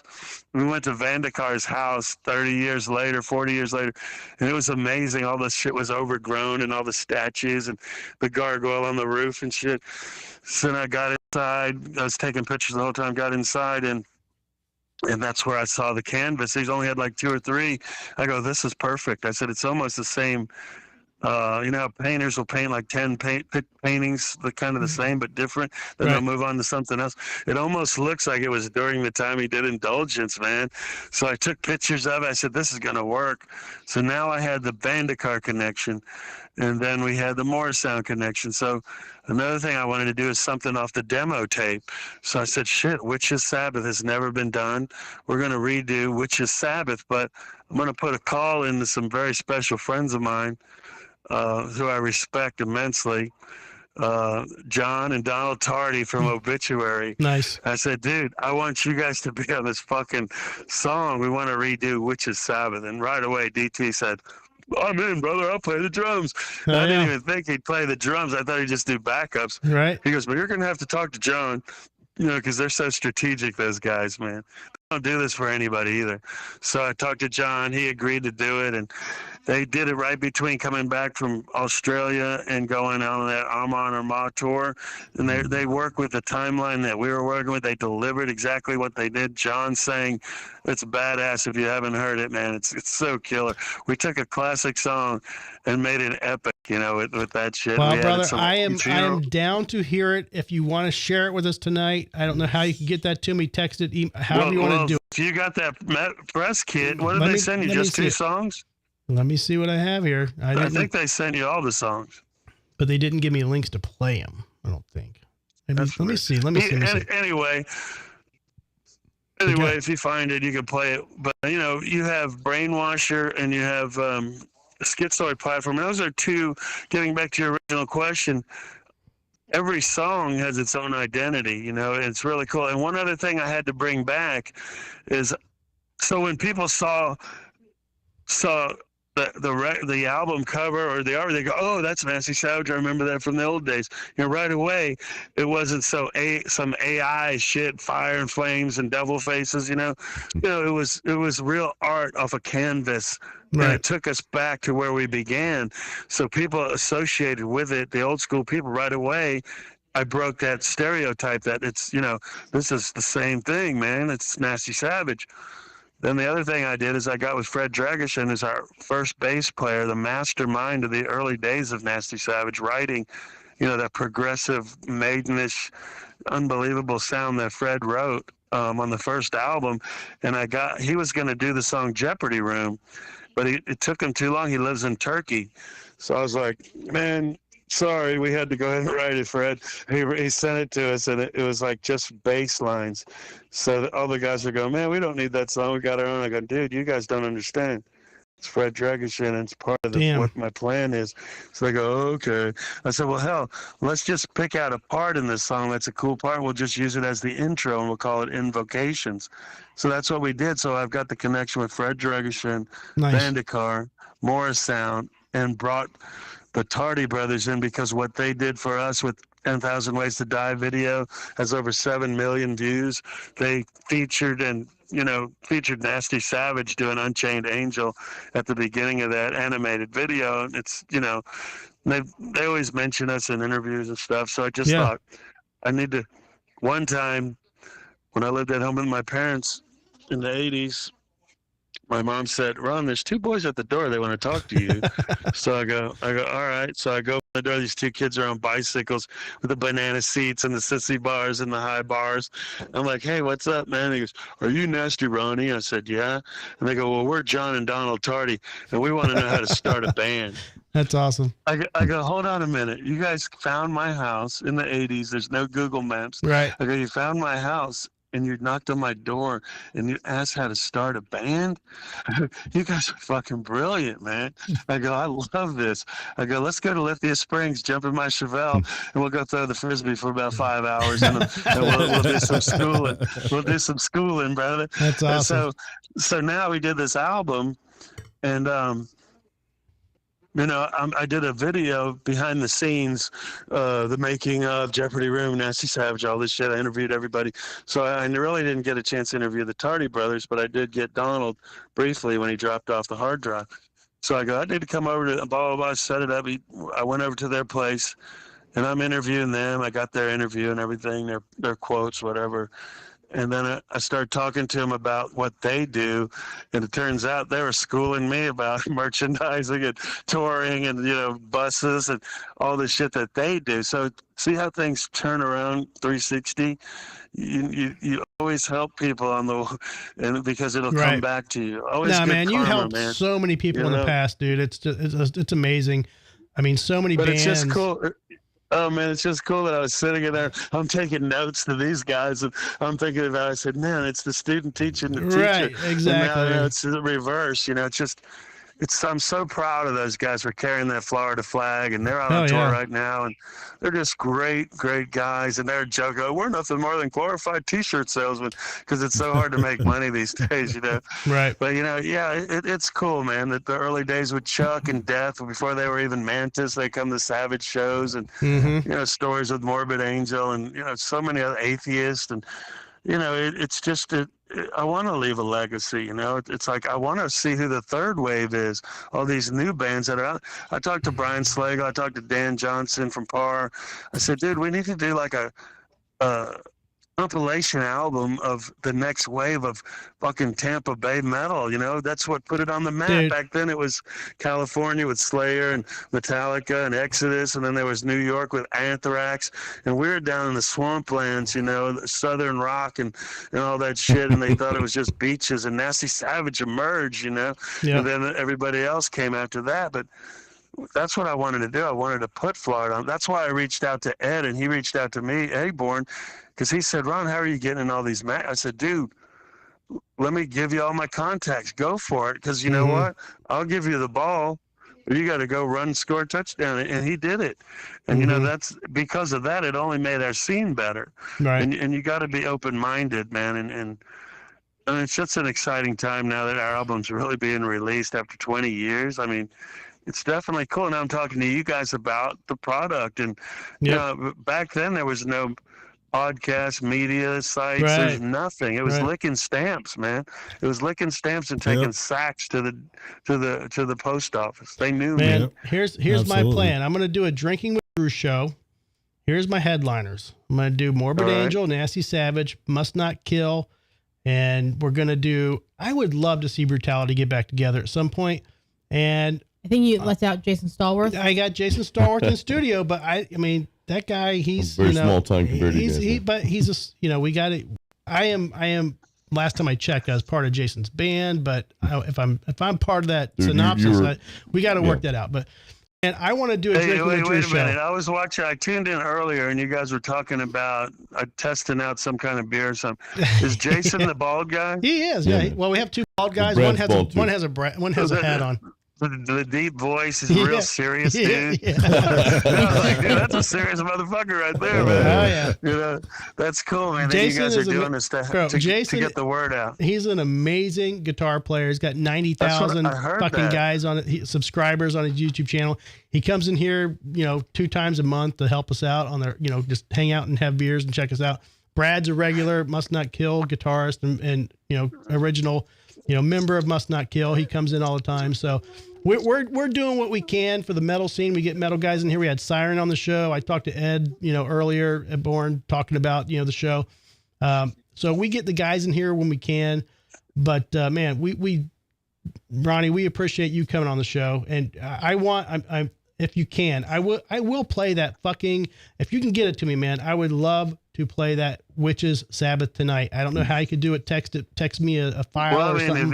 If you have it, I mean, it's not. They should have sent that to you. They didn't. I don't know why it's not here. They have the 2 releases, and then they have some video, some photos of you guys, which I did put online, or I put on the page, but it's not here. That's cool. So, well, I mean, Dave said he would send it to you on Facebook. Yeah, I mean, as long as you have those 2 songs, you know, I mean, they're amazing. I mean, we love them. Those songs are. I mean, they have me asking for more, you know, so that's kind of where I'm at right now. So, you know. Yeah, I mean, I'm telling you, I could listen to this record and I'm like, damn, I don't want to hear it again. I never really was like that, you know, and it's just so much has changed.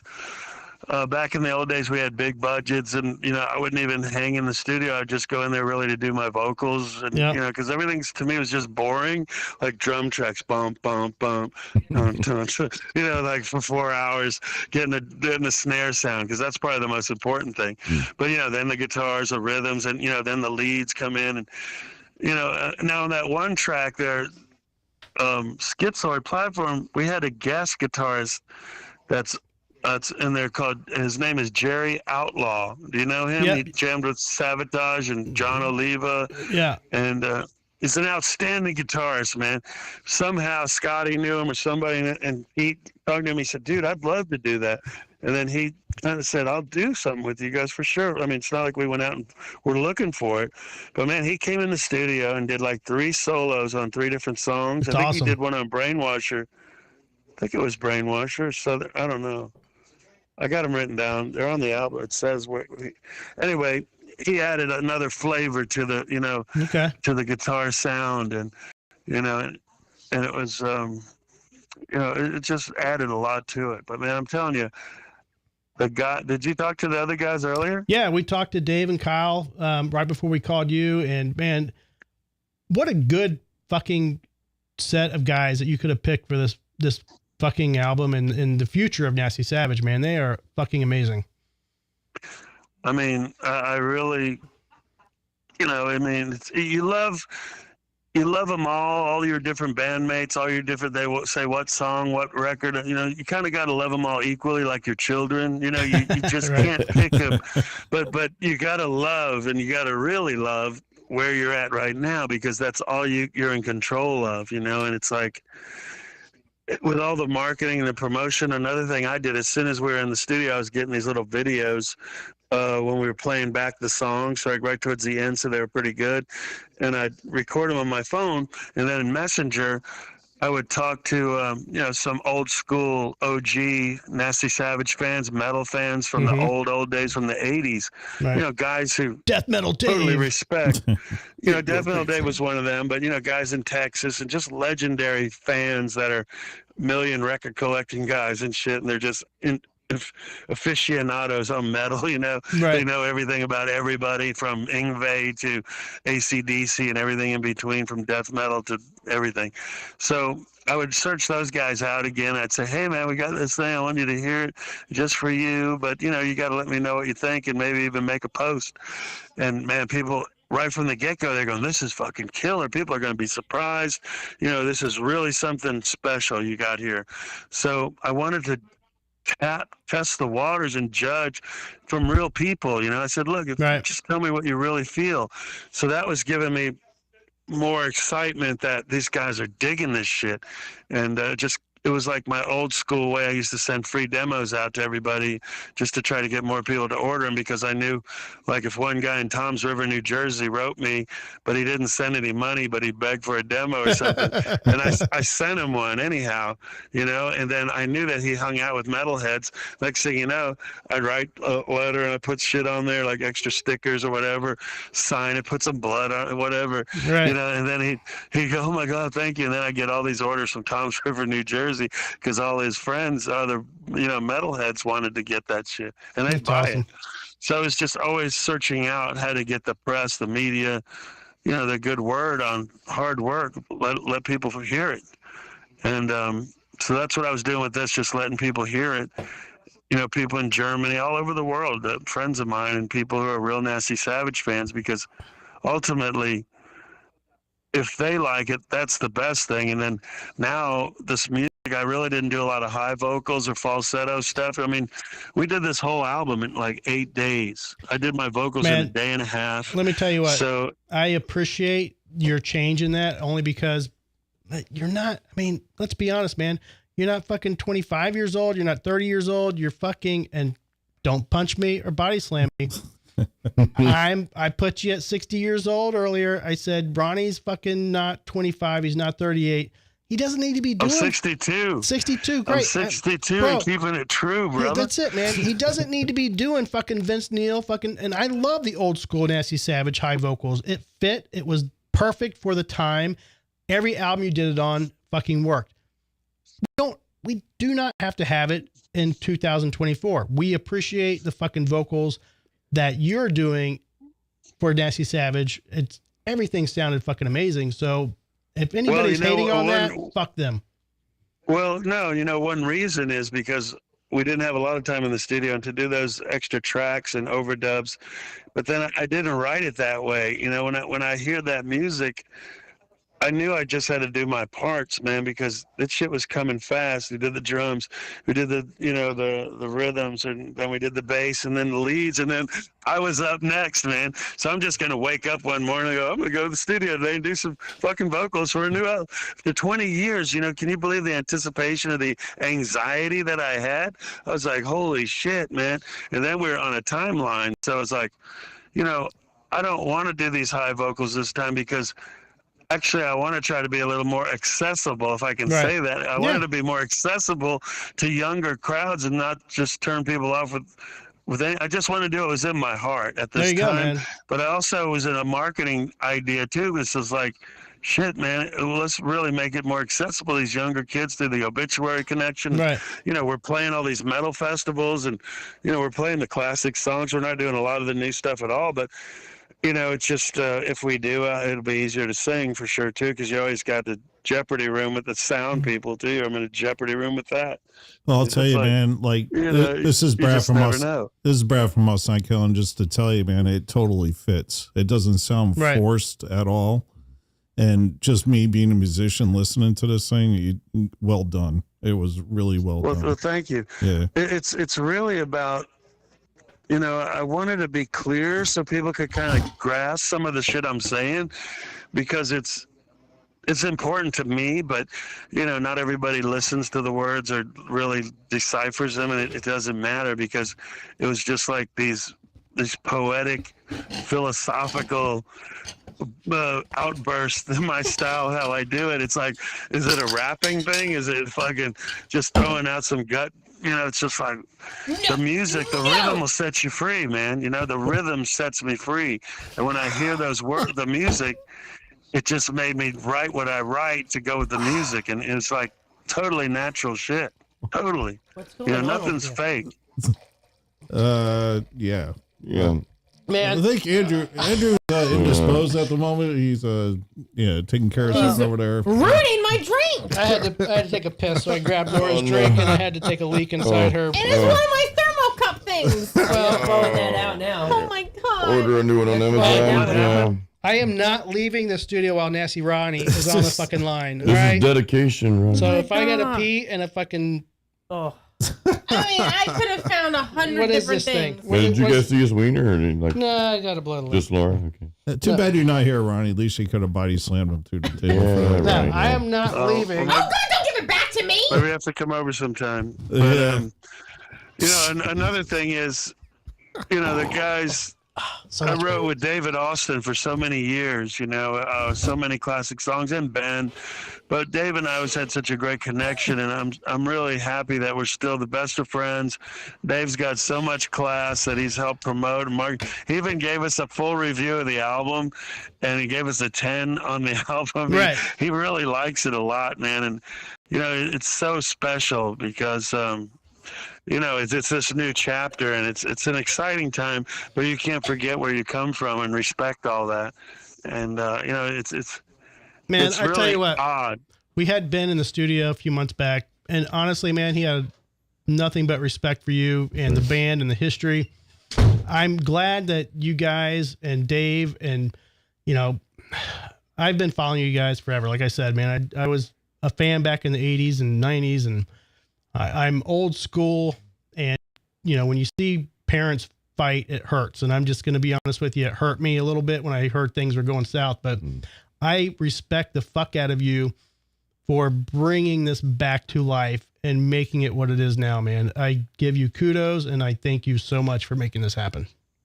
Well, that's killer, brother. But you know, we've been playing shows. I mean, we've been dealing Nasty Savage out there. We played all kinds of festivals all over the world, you know, and from Mexico to Chile to Panama to oh God, Peru, you know, all over. We just went to Colombia.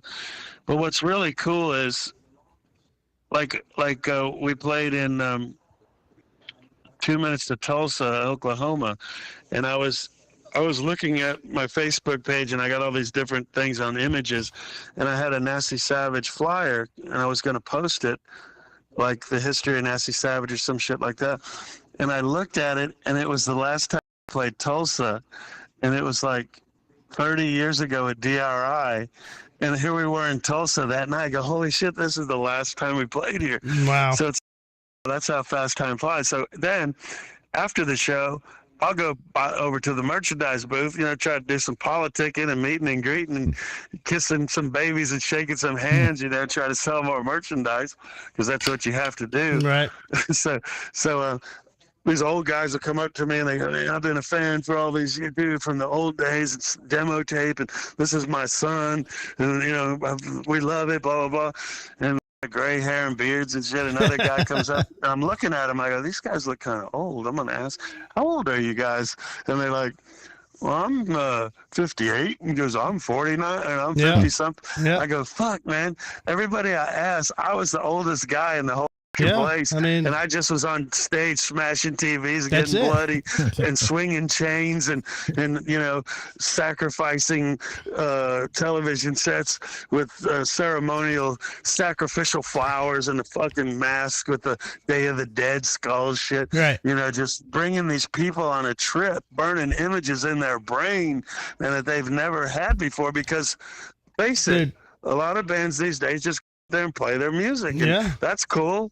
That's cool. But the thing that I've always is just impact, put on a show, and after about an hour we're done, back to normal, but gave people something to take home with them, and that's something they're not going to fucking forget. And it's old school metal, man, from the 80s. You know what I'm talking about. Yeah. Brandon metal from Tampa Bay, man. It's something that started in the 80s, and we created that shit. Oh, yeah. We're carrying it on the next chapter. But when we go to a metal fest in Chicago and there's all these Scandinavian black metal and goth death metal bands and shit with the white faces, and I'm like, damn, these dudes are fucking serious, heavy shit. And then we come in with the Barnum and Bailey fucking greatest show on earth, don't miss a beat there, boom, and send them home happy. Oh, yeah. They're looking at us like, wow, that was something different, man. Is that what 80s metal is about? Is that what it is? They're like going, holy shit, this is some crazy motherfuckers. And the music is what does that. The music does it to me. It Right. always did it with Ben and Dave and everybody. It's just the rhythm will set you free, man. And you got to get in. I get enticed with that, but it's about the band that makes that music sound like that. And it's a team effort, but it's crazy, man. We go in there with these young kids and we're just rocking our shit out from the 80s metal. But I'm bringing that crowd into it. I'm still learning more on how to create the connection properly, how to give that experience, how we can celebrate together tonight, get mama from the kitchen, bring her in too, because this is a night we can't ever go back to. Celebration. What I'll do tell you, you, go well, ahead, Brad. Just touching on that, like I remember seeing you guys play my hometown in Middletown, like a warehouse, and it was like literally one of the first shows I ever went to, and it was like they were doing like $5 at the door, and they give you a solo cup, and it was Nice. like it had kegs of beer and shit. But I remember like seeing you guys back then. And literally that show, some of my friends were playing that show with you guys and all that stuff, but it always like drove me to do what I do today. So I just wanted to let you know that. Man, it's so cool, man. We just played San Antonio, this big metal fest, and I guess Ed from Monstrosity, you know that dude? Yeah. Didn't he do a show on your station or something? He does a podcast, I guess, somewhere. Do you know him? I don't know Ed personally. I know Well, he's a badass dude, a big motherfucker, Yeah. and just looks like a big ass biker and shit. And he's like loud, and we're all talking, and I didn't say much because I was just listening. We're all in this room, in the hotel lobby or something, eating at a little restaurant kind of deal. I didn't say nothing. I'm just kind of watching everybody because I don't want to be Nasty Ronnie 24/7. I'm a really mellow dude. And then he goes, "Hey, Nasty," he goes, "I got to tell you something. Do you remember this?" He goes, and he's a big dude. I'm like, damn, this is a bad looking motherfucker here. And he goes, dude, I got to tell you something. He goes, you remember the Crossroads, this bar up on 301? Mhm. Oh, yeah. He goes, well, you guys were playing there a long time ago, and I jumped on stage. I was with so-and-so. He goes, and you body slammed me, man. He goes, that was so cool. I go, holy shit, man. I go, you must have been a lot smaller back then because I always pick the smaller guys to do that, too. It's just funny that, because, how you impact people. That's why in the older days going around the South, Johnny Cash, Elvis, Little Richard, and Jerry Lee Lewis would sometimes play the same stage that night. They'd be on this little tour, working out of a car, and Little Richard would get off the stage and look at Jerry Lee and say, "Oh, top that." And Jerry Lee would go, "I got you." He'd go there and set his fucking piano on fire and fucking Right. go off the Yeah. stage. So when you have it, that's always been my mentality, is just not own it, but that's your domain, man. Just create that, whatever you do to try to impact people. And now, since I'm older, more mature, I try to give people maybe a message or two about being better people, coming together. It doesn't matter if you're black or white or who you're from or what you like or don't like. Tonight we're all together for one reason, people, and it's heavy metal. Right. It's what brought us here. Let's celebrate this time. So it's like, and then we do the Morgue, old song from the Morgue, and I talk about, hell, man, if you're not talking to somebody, make that call, man, because if you're not talking to your mom or your brother, you might know someone contemplate right now. Someone might be listening, contemplating suicide or having a rough time. You know, if someone make a call, reach out. I'm reaching out to you right now, brother, if you're listening, or sister. You know, you don't have to do that, but make the call to try to help somebody, because of the last place you might see them is the morgue. You know, then we start the song. Right. But, you know, after the show, a lot of people come to you and goes, man, that hit home, brother. He goes, that really, I'm calling my mom to, you know, so it's really good for me to hear that, hell, I'm making a difference maybe if we save one life, or, No, you know, yeah. it sounds corny, but it's real. It's real to me. For sure. And, you know, and then to me, then when they do that slow intro, that's when I'd turn around and I put on this skull mask, which is like Day of the Dead. Then I take these bouquet of flowers and I start like picking them off real slow. Like she loves me not, and dropping them on the TV set, real slow, methodical. So the music goes down, down, down, down, and I'm just picking the flowers real slow, dropping them on the TV set. You know, it's like surreal shit. And these people are looking at that going, I'm feeling something. And if they're really getting it, they're understanding that those are sacrificial flowers that are Right. going on the TV, because later tonight, it's like a bullfighter, man. At the end of the thing, he fucks with the bull, but you know what happens at the end? Mm-hmm. You know what happens to the bull?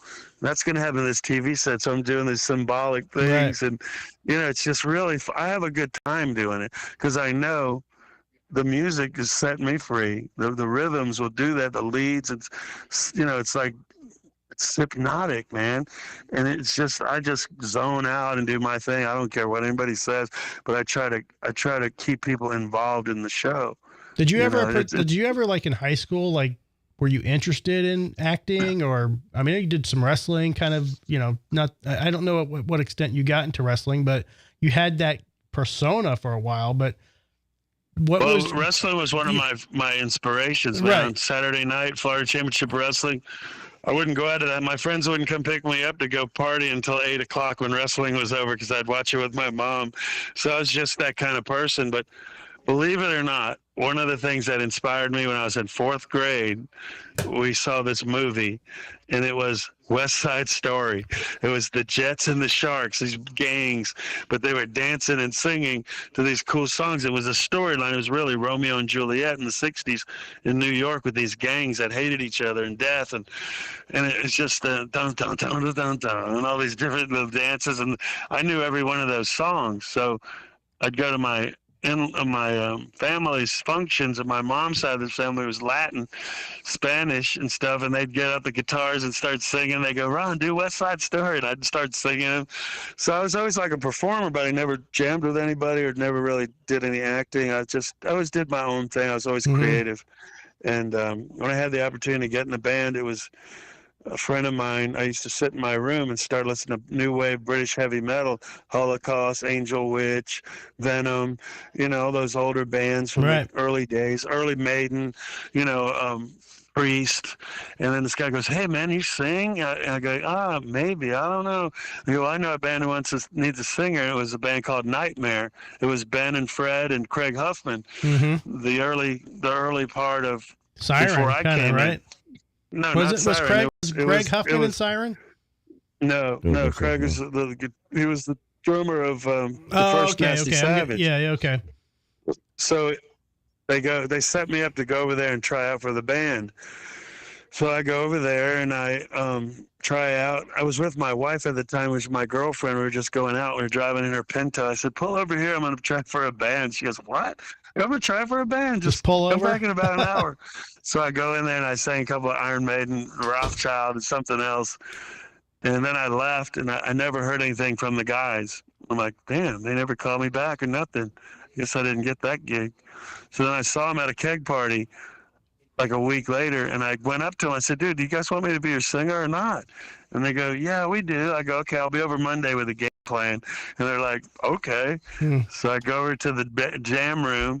It's all these kids in the house smoking and partying, and just a bunch of kids in the house with the band. I go, all right, everybody out except the band. They go, look at me like, who is this guy? I said, everybody out right now, just the band. Bye. Got them all out. I go, sit down. I had them all sit down on the floor, and I go, the name of the band is Nasty Savage. I'm Nasty Ronnie, the wildest singer ever. I said, and within 1 year, we're going to be signed to a record label. And I said, first, we're going to put our money together. We're going to do a demo tape called Wage of Mayhem. I said, and within 1 year, we're going to be signed to a record label. We're going to be touring, and we're going to get fan mail from all over the world. I go, is everybody in? They go, hell yeah. And then, that was, we were on track to do something. Then we acquired David Austin. We need another guitarist. We found out about David Austin. At the same time, Craig had some problems. He was gone. We acquired Curtis Beeson, and we went on and did the demo tape, and the rest is kind of history for us. And, Nice. We accomplished those goals, but Right. You can't slow down. You got to really push, and nothing comes easy. For sure. You've been working at it there's forever, no man. rules in marketing and promotion either. I mean, and you've got side projects. You've got Born to Ride. So you're not, I mean, without even Nasty Savage, you're a busy dude. Oh yeah. I mean, I did Born to Ride in the 90s. That started in like 95. So there was a long time when I was just like working regular jobs and stuff. I worked at Hinkles and McCoy for a while, digging ditches. I worked, and I was a shop foreman in this other place, AFAB, making lead line drywall and lead line doors, and we deliver them to all these hospitals around the state, because everything in the 80s was just booming, and every city had a new hospital built. We were doing I was lifting lead, and I was just getting bigger and bigger and badder, and I just felt like, man, I'm young and I'm ready to do this. So it's like rock and roll, hell yeah. Right. And we didn't know what to do. There was no rules, man. There was no one to follow. We had to blaze our own trail, and that's what we did. Kind of leaders lead, winners will win, followers will follow, but losers will lose. So when I hang with people, I want to fly with eagles, man, because I don't want to deal with turkeys, and the more you're not around turkeys, the more you're going to do positive things and move on, because life goes by too fast. Now you've got a little project in Lakeland too, right? Well, I have, I'm a picker, man. I go to swap meets, garage sales. I'm at flea markets. I mean, I'm having an obsession, man. It's almost like awesome, drug though. addiction, Right. To buy shit and flip it. And so I'm in like 5 different antique malls around the state of Florida. I'm in Vero Beach. I'm in Lakeland. I have 4 booths at Lakeland Antique Mall. I have over 200 vendors in that place. I'm in Bartow. I'm in Wildwood Antique Mall, and then Hudson, which I'm going to tomorrow. I'll probably be working there for 10 hours tomorrow, restocking and moving shit around. It's a lot of work, man, but it's good to have that stuff. Born to Ride, I've been doing that for 29 years. Born to Ride TV. Yeah. I produced 1,340 TV episodes of Born to Ride television. I took it off the air a couple of years ago, and now I'm just publishing the magazine. So this month is my 245th episode issue of Born to Ride magazine. Selling, marketing, promotion, photography, giving people assignments. I always felt like I was Perry White. You know who Perry White is? No. I'm Lois and Clark. Oh, Lois and Clark. Yeah, Perry White is the editor of the Daily Planet. Yeah, and he'd send out Thank you, Joe. Good job. Pajama Joe. And he'd comic book guy. But, he'd send out Lois Lane and Clark Kent and Jimmy Olsen to get the story. Right. But he had to be very clear with what he wanted. Otherwise, they'd come back without the whole story. So I learned to be a really good communicator. And as a publisher and producer, working with editors and people like that, man, you really you can't waste time, but you don't want to work over their shoulder either, because you got other things to do. You want to trust your guys, give them a ball, let them run with it. Let them create, fire them up. It's so awesome when you can fire people up enough. I like guys who'd come in early and stay late. I didn't like the guys that come in late and try to go home early on me. You know, so Right. I have It's a like real Pajama knack Joe. of Yeah, Pajama Joe. I have a real knack of bringing winners together and leaders that can run with the ball, man. It's so important in your life, you know, and with your boss, your kids, your family, anything. Just keep trying and bring it together. And that's what I try to do. So with the antique malls now, I'm doing that. Still Born to Ride, and then Nasty Savage is starting to, you know, really take off more and more. Who knows what's going to happen? I got booking agents now wanting to represent us. We never Right. had that before. Management people, you know, other record companies now are looking at us, and Well, it's an exciting time, man. But if you're ever bored on a Sunday and you want to take the Harleys out, let me know. I'm an avid rider, 2 Harleys. So if you need that somebody to sounds take you cool. out to Lakeland on the dusty roads, let me know. I'm going to help you out with that because I'm always out riding. yeah, man, yeah, that's cool. We have maybe next time Frank comes, we could get together because Oh, yeah. there's really some cool roads. You go Oh, out yeah. 640 Mhm. Lithia that way, and then hit the phosphate mines. And all I those totaled back roads to a bike. Durant. I totaled a bike on the phosphate mines once following a dump truck. So trust me, I know. Yeah. Man, it's Good times. It's so dangerous, man. You know. Hey, so It Dave really- just sent us the Witch's Sabbath. So Oh, do you? Dave Orman. Yeah. Do you want to stay on while we listen to this, or you want us to listen to it and give our commentary online? That's completely up to you. But I'm definitely No, listening to the if song. you want to play it, I mean, this is an exclusive right here. No one's heard this. It's really not even supposed to be released. But for the Drinking with Drew show, Man, let's do this. Let's do an exclusive right here, man. I'm stoked. So give me 2 You guys seconds. have the exclusive. Let me see if I can get this fired up. I don't know if the phone and the computer is going to play sound at the same time. So when I play this song, if we can't hear you, that's why. But Well, I mean, yeah. If you just want to listen to it, I'll listen, whatever. And you can come back when you're done. all right, let's see how this goes. All right. Where are we at? Push the button again.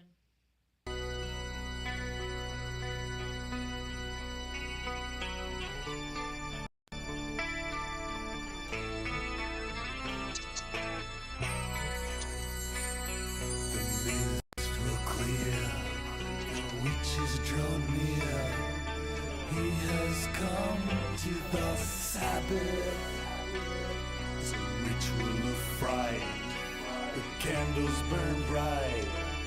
Coven of some witches are dancing. And Satan laughs. Orgy begins. Take it and reveal. Reveal.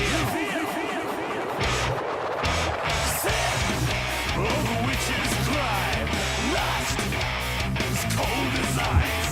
Sacrifice the virgin. Drive the gentle free. Rotten flesh is empty stone. They will boast of their sin. Black masses, what the witches savage. Black masses, what the witches savage. The black mass. Take thy seat, let the sermon begin. The holy water was not holy. Some I say stuck communion of sin. Woe they were young, burned in the stake. Did they deserve their fate? But these are really good. What the witches savage.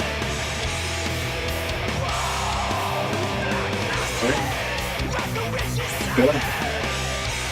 I'm still on this call. They're playing the song right now.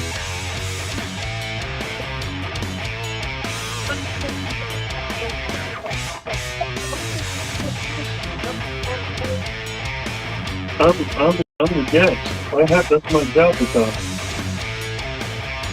And I'm gonna take it too. Been 20 years since the last one. What?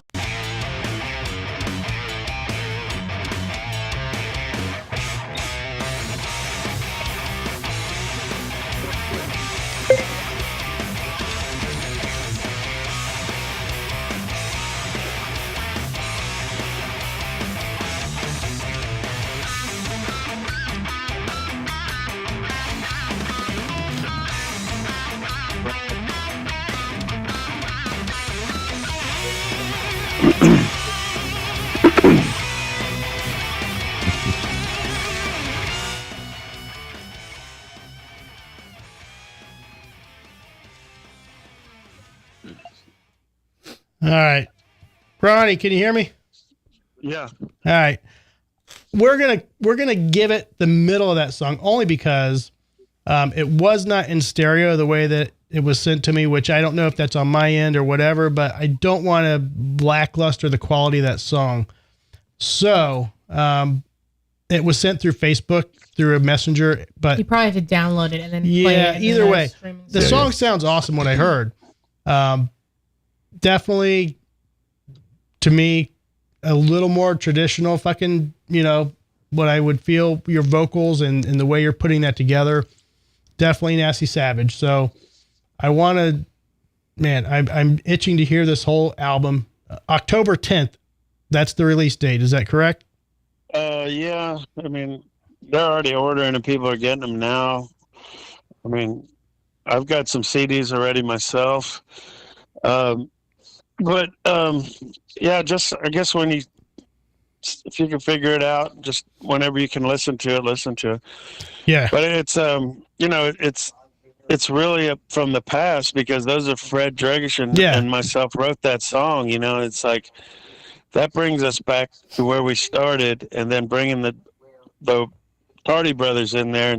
And when John fucking sings, it's just so killer, man. And he just black masters, which is, I mean, it's just so killer. And he just sings a couple of verses, man. It's like, man, this is so righteous, so real, and so much part of history before our eyes that we did this. It's like, it's just an incredible moment, and I knew it'd be very special.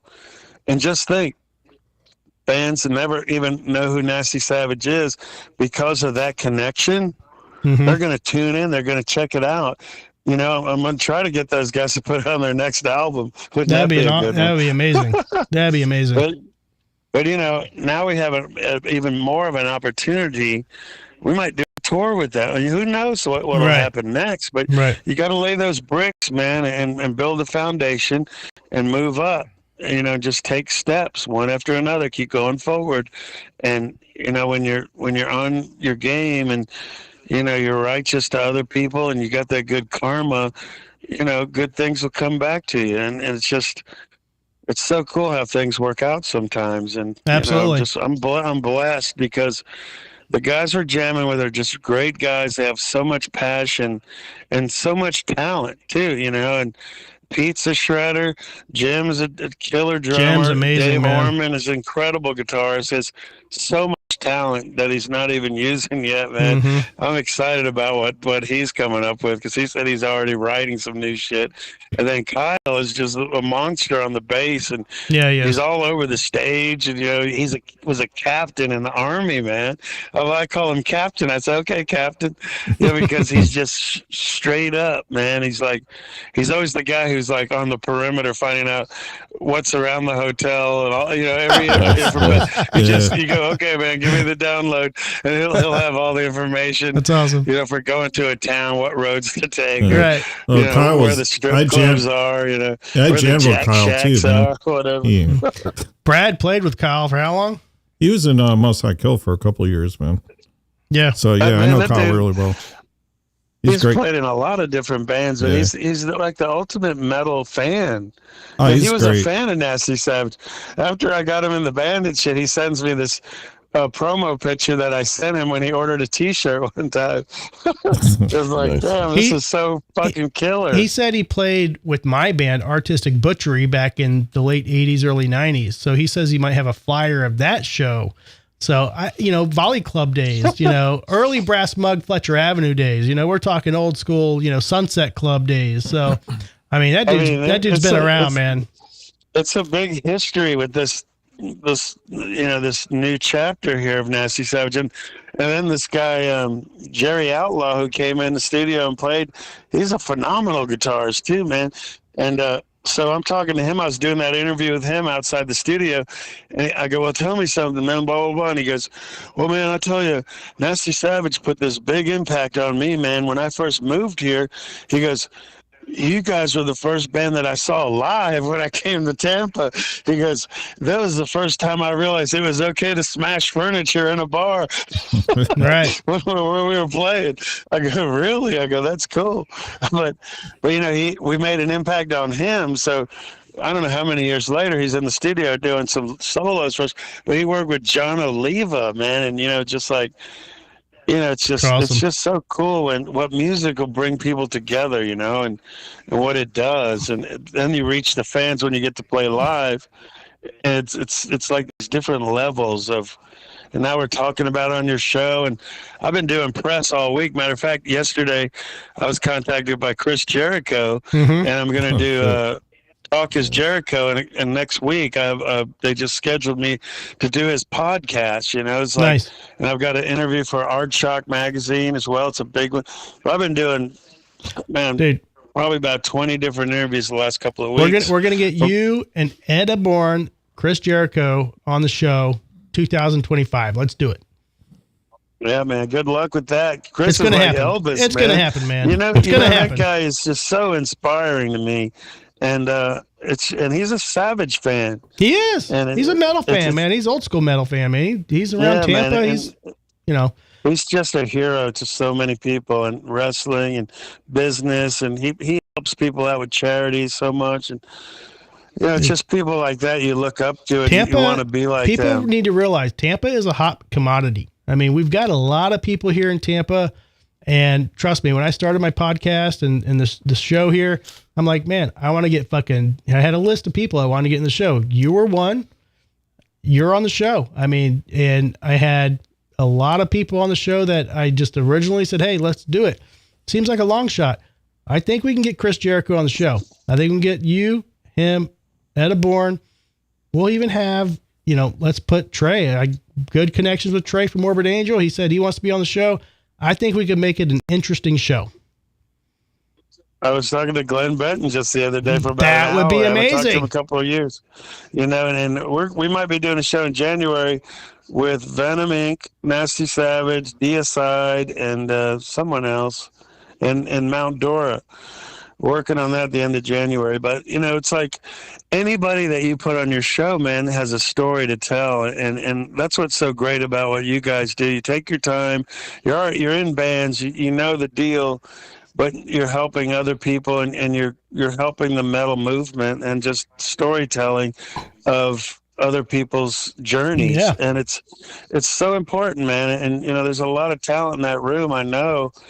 And, you know, to take the time to do it is great. And I'm always available to do stuff like this because you got to give back, man. But you also got to be smart enough to know that someone might hear this and might be your next investor or your next producer or, you know, someone, a record, you know, just never know, man. That's why you work hard.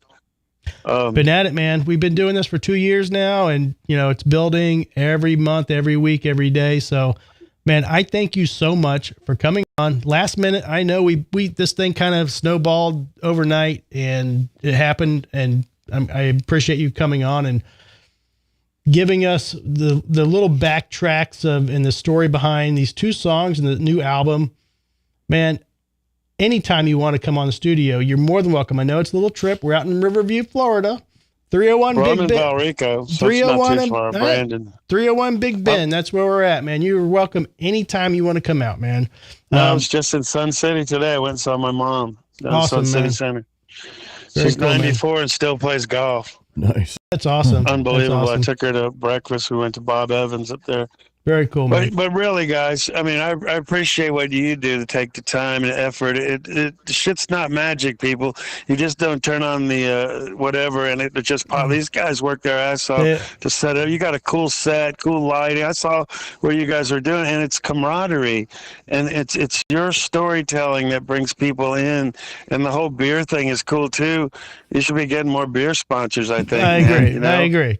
You know, I really think you got to go to Pep and Distribute, and Budweiser just looking for places to probably market their beer more and get more people drinking it again. You know, just what, you know, you got. I think you got a real opportunity too to take it to other levels. But you know, it's where you're at right now is the most important thing. But it's always cool to to look out that windshield and know that you can go down that highway and pick up more whatever you're looking for. It's out there, you know. Yep.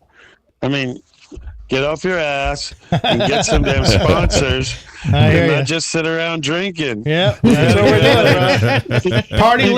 Party Liquors in Gibsonton, Florida, man. That's our guys right there. Party Liquors, Glory Days in Riverview. You're looking at us right now. Those are our future sponsors. Glory holes. Glory Holes, sorry.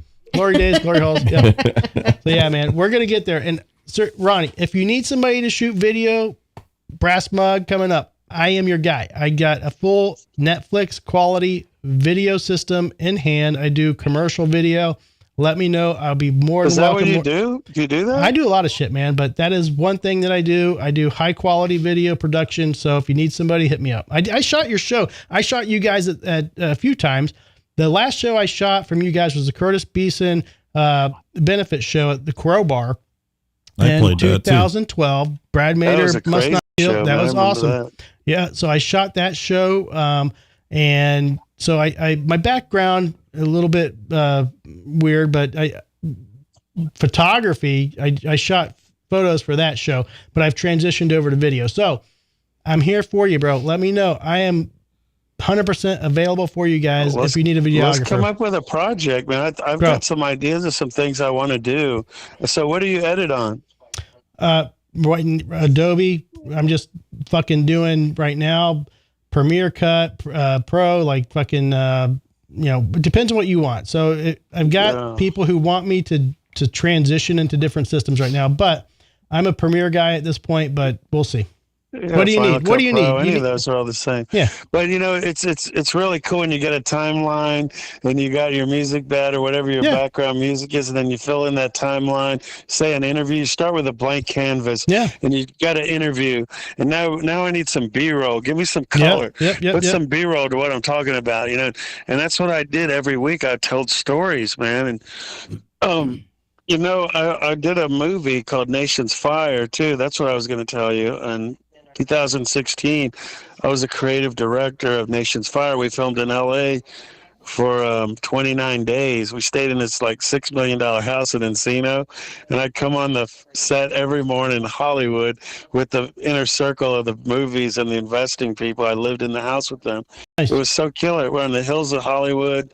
We were in the Burbank in the studios there. It was crazy, man, But, I just found out they're all plastic people and all fake and phony and trying to backstab each other, It's like, Hollywood's a little crazy. I know. I get it. it is. So to be more real with people like you guys doing stuff and, creating something that you really care about. And I wanted to do a thing about the history of metal in Tampa Bay. Man, So I'd love maybe to help we'll you with talk that. about I'd love to help That you with would be that cool. project, man, for sure. So let's man, everybody's got a story, Yep. Hit me up, man. Let's talk about it. Let's All right. do something, man. But thank you so much for your hour of time, man. I know it means a lot, and you're a busy dude, man. So it means Well, it means to a lot us. to me, man, to hang out with you guys with the Drinking and Drew show. You guys do a great job, and I'm always here, man. You got my number.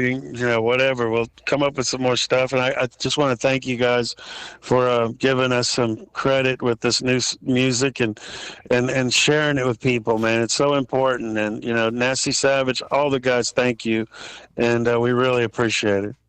Bro, thank you so much. It means a lot to us. And yes, we will continue to push this genre, your music. I look forward at some point to getting you in the studio. No rush, no pressure, but I would love to get you through the door. You, Kyle, Dave, Jim, Pete, you guys are welcome anytime that you guys want to come through the door. It's open. Well, let's do it before maybe Swarm Fest coming up in November. We're playing at the Brass Mug. Fuck yeah, man. And I will be at that show regardless. So definitely, man, let's work it out. Killer. All right, man. Well, thanks again, guys. Keep up the great work. And what's the big dude's name again? Jason Stallworth, the big dude. Yeah, Jason. Hey, man. Wait. Yeah, dude. Didn't we talk one time around the Siren days when we were doing that show or something? You and I talk. Yeah, I'm good friends with Doug Lee and Eddie Bourne and Hal and the guys. And you needed a bass player at the time, and we were talking about your YouTube channel. And I meant That's to get right. I meant to get back. I will get back with you on that, I promise. But you were needing the bass player at the time, and I'm not. Yeah, I You got a remember we much talked better about bass that. player You than were me. like, I play guitar. Yeah. Man. Like, maybe. Yeah, no, I remember that, man. And I remember you're a hustler with the social media. That's always so intriguing, man. Let's put our heads together, man, and maybe we can come up with something cool, a little project here and there. We will, dude. Yeah. But yeah, I thought it was you, man. I didn't forget. I know you're the man. You're a badass guitarist. Kyle You is look fucking a mean too, man. You got a cool look in that voice. It's like, it's like really. I was watching you earlier. I was going, that's a serious motherfucker right there now. Kyle is a That's much cool. better bass player than Jason is. Much better, dude. Just gonna put No, that but out at there. least you were there for me to at least cry on your shoulder a little bit about it. I go, man, I'm in this predicament, bro. I was like, we made it happen, but the captain always got to make it happen. Yep. Yeah, that's true, man. And you we did, got man. Captain Kyle now. And you did. You made it happen, man. So we're happy for that. I'm happy that you're pushing this legend to continue. Nasty Savage is still rolling, man. And you're doing excellent with it, man. So thank you so much. Thank you for coming on the show. And if you need me to help you with anything, you know where to reach me. Let's do it, man. Oh yeah, brother. I got you on my phone and everything. All right, We're gonna Ronnie. do it. Nasty All right, Ronnie, thanks, thank you so guys. much, brother. Yes, Ronnie. All right, brother. All right, bye. Bye-bye. Man, what a cool dude. Very cool, dude, man. Like, how can you fucking say anything other than a cool dude? He helps everybody out. He's amazing. He was so cool. It's worth ruining a tumbler for.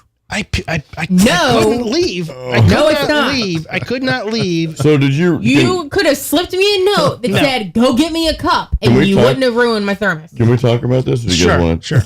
So what happened here was that Drew peed in. My drink. That was my water in there still too. So while I was interviewing Ronnie, I had to piss really bad. And Everybody in the chat knows what's going on. I I'm- refused to leave, and I grabbed her tumbler. I took the top off, and I pissed in the cup.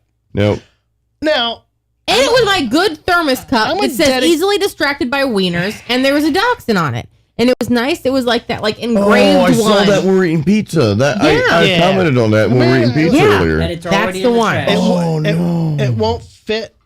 It won't fit in there. The wiener or the You wiener? literally just have to aim the head right. So I have No, it in Dumb doesn't and work that Dumber, way. in Dumb and Dumber, they made it work that way. In the Yeah. No, mirror. it doesn't work that Exactly. way. It doesn't work that way. Yeah. So Is that a cardigan? I had to pee while interviewing Nasty Ronnie and making it work. Okay, so that's what happened. There's no regrets. Okay, it happened. You owe me like 6 new cups. I'm going to be sending you links. Whatever. We don't even have the cabinet space to fit that. I don't but care. There's enough for one more. Point being, I made it through an hour plus of an interview with Ronnie, and I had to pee. I made it work. That's all I'm saying. So when we replace Laura's cup, should we get 2 in case you have to pee in another one? I think we just need to take the hospital pee cup that I had. Yes. There from we the- go. From Yeah, the that's a hospital good and idea, keep it yeah. under the desk. So if that happens, I gotta pee again, and I'm gonna go pee. Now, how much wiener was exposed during this process, though? There was none. It was all under the desk. Okay, okay. I'm gonna go pee again right now. So stand by. All right, stand by, guys. The show is still continuing, guys. So Yeah, got a little bit more to Yeah. go here. I was pissed that he pissed in my cup. Oh, yeah, I know. And that was like my favorite fucking cup. now it should be your extra favorite cup. No. I literally went in, I dumped it in the toilet, flushed the pee down, went into the kitchen, literally like holding with my fingertips because I wasn't sure if there was like splash on the outside of the cup. Yeah. I put it in steaming hot water and I took like 6, 7, 8 bleach wipes Just throw it in the trash. and I Yeah, wiped just the throw it whole in the thing down trash, and then yeah. I Throw it in the soaked it. trash. Yeah, I don't think I'll ever. If I see you carrying that around next week, Yeah. I'm going to make you a drink just no, in that one. No. We'll get you a new wiener. What's the Yeah. problem? I Is it- already- I already sent to the Like it Amazon needs link to be, it. yeah. Okay. Like I want the same one where it's like etched in the side of it. It's not like a sticker where it can like I like peel that a off. lot. Yeah, I thought it was a cute. What's the problem? It has a little wang to it. You want it? No. Okay. The pee smelled a little medical. I don't know if he's still on antibiotics. He was a little medical metal.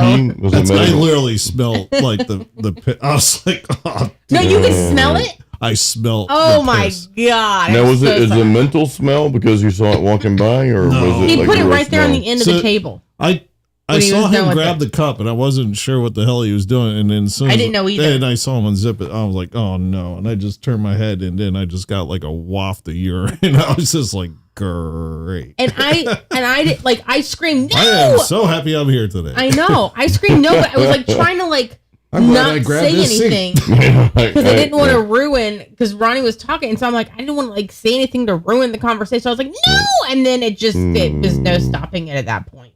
Hey, he has a lot to say. He's a cool dude, though. He's pretty awesome. Mm-hmm. I remember talking to when I first met Eddie Bourne back in 2016-17. He actually helped me with the drums on one of my albums, and we're talking about that. I had him on my channel for the very first time. I remember interviewing him for my channel and come to realize that the mic wasn't on the entire time, so I had to do it again. But anyway, he talked about Ronnie in Nasty Savage and how Ronnie helped them in the scene back in the 80s. So I thought that was really, really cool. Dude, what is that?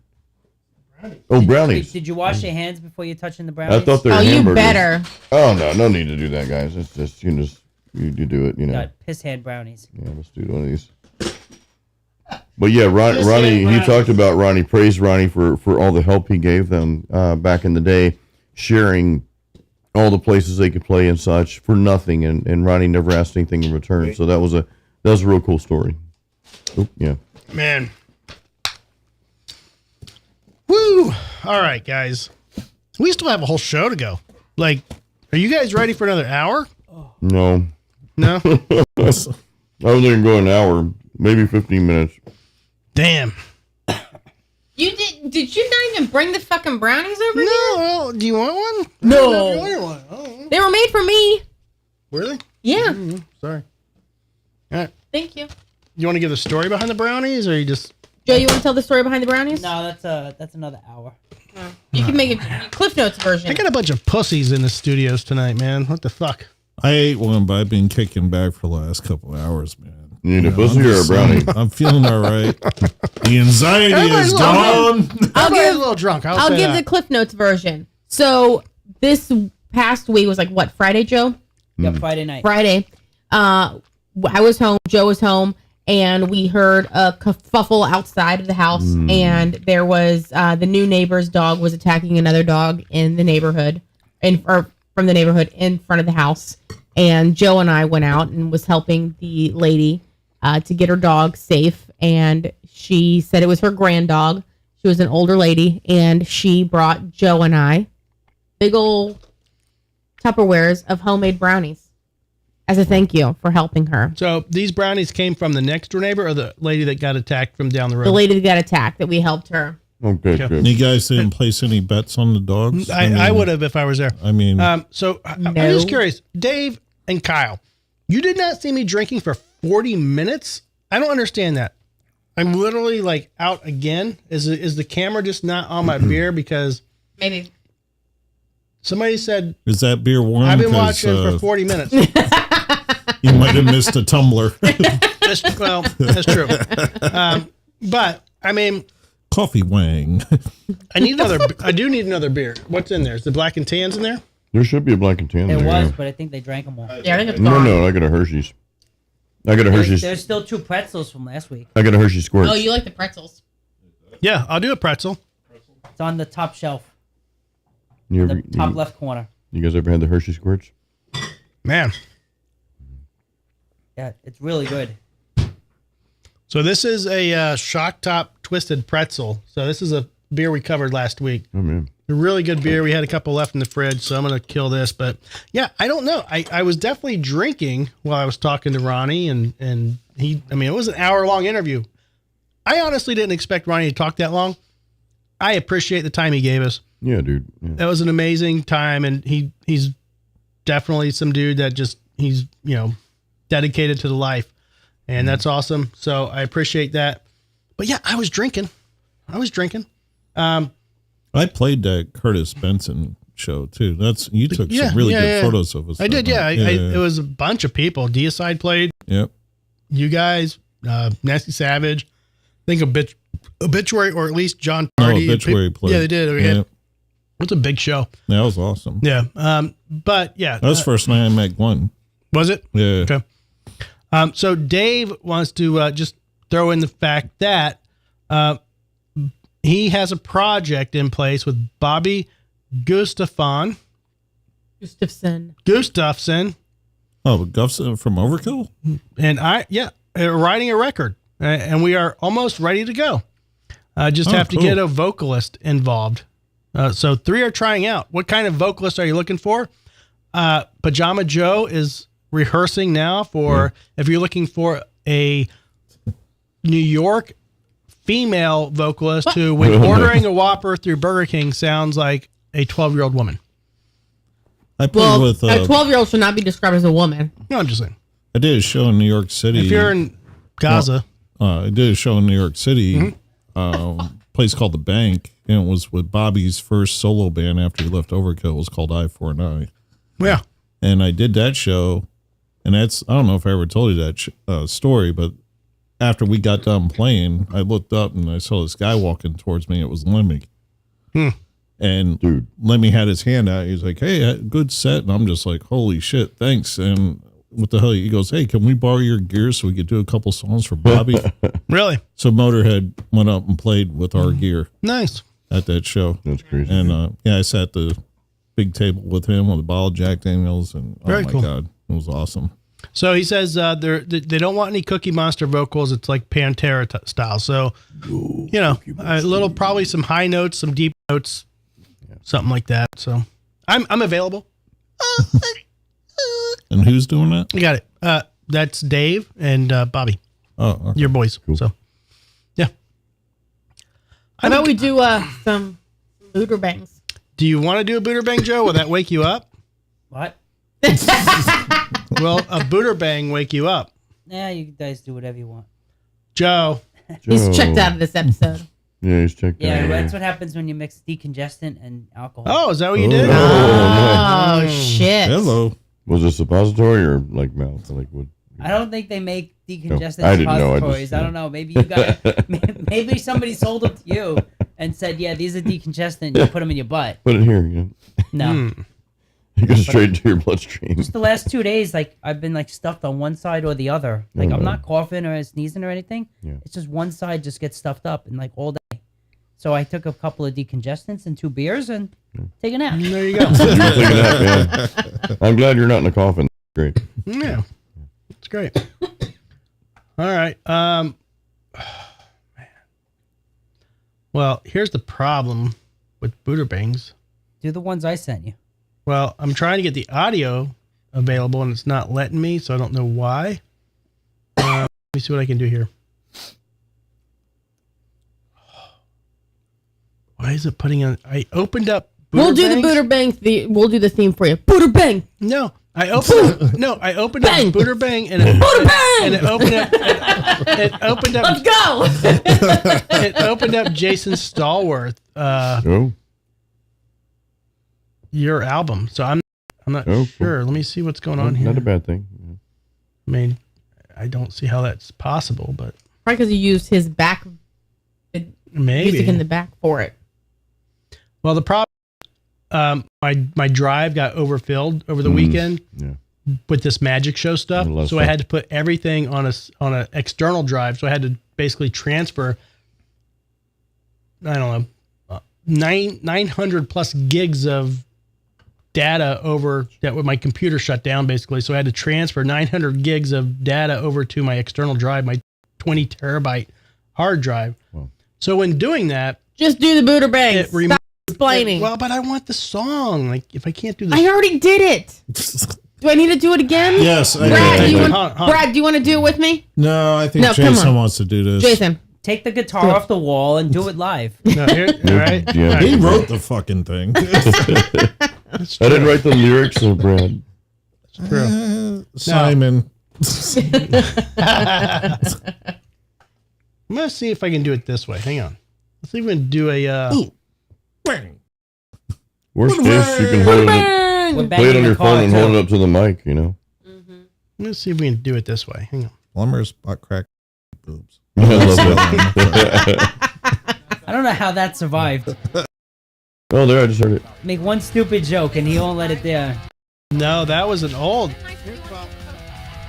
No, that's when we were using a different song of yours. That's That's another really song. old. That's track when I three. was sitting at the end of the table. Oh yeah, that's right. Laura changed places to be closer to Drew. Baby got put in the corner. I thought it was to be closer to Drew, but that's No. not. No. I guess babies get put in a corner. All right. Well, either way, we can do a booter bang. Yeah. All right, Joe. Wake Joe. Woo! Everybody give it to us. Ready? 1, 2, 3. Put it bang! All right, Bang. Joe. Bang. Hey, dude, you know what I'm saying, dude? But now it's constantly playing And Jason's listen. song behind the back. All right, Then turn that close off. the thing. Huh? Close the window. Well, it was a music file. All right, so here we go. Booter bang, Joe. You ready? Go. Adult trouble. Florida woman arrested after fighting dirty. Paying for Joe already. All right. Once again, apparently this lady was arrested previously. Once again, our state of Florida brings us a story of violence involving an adult toy. A Florida woman named Chelsea White, 35, has been arrested for a second time over an adult toy-related domestic dispute. We're talking a fight over a glass toy that led to her facing another battery charge.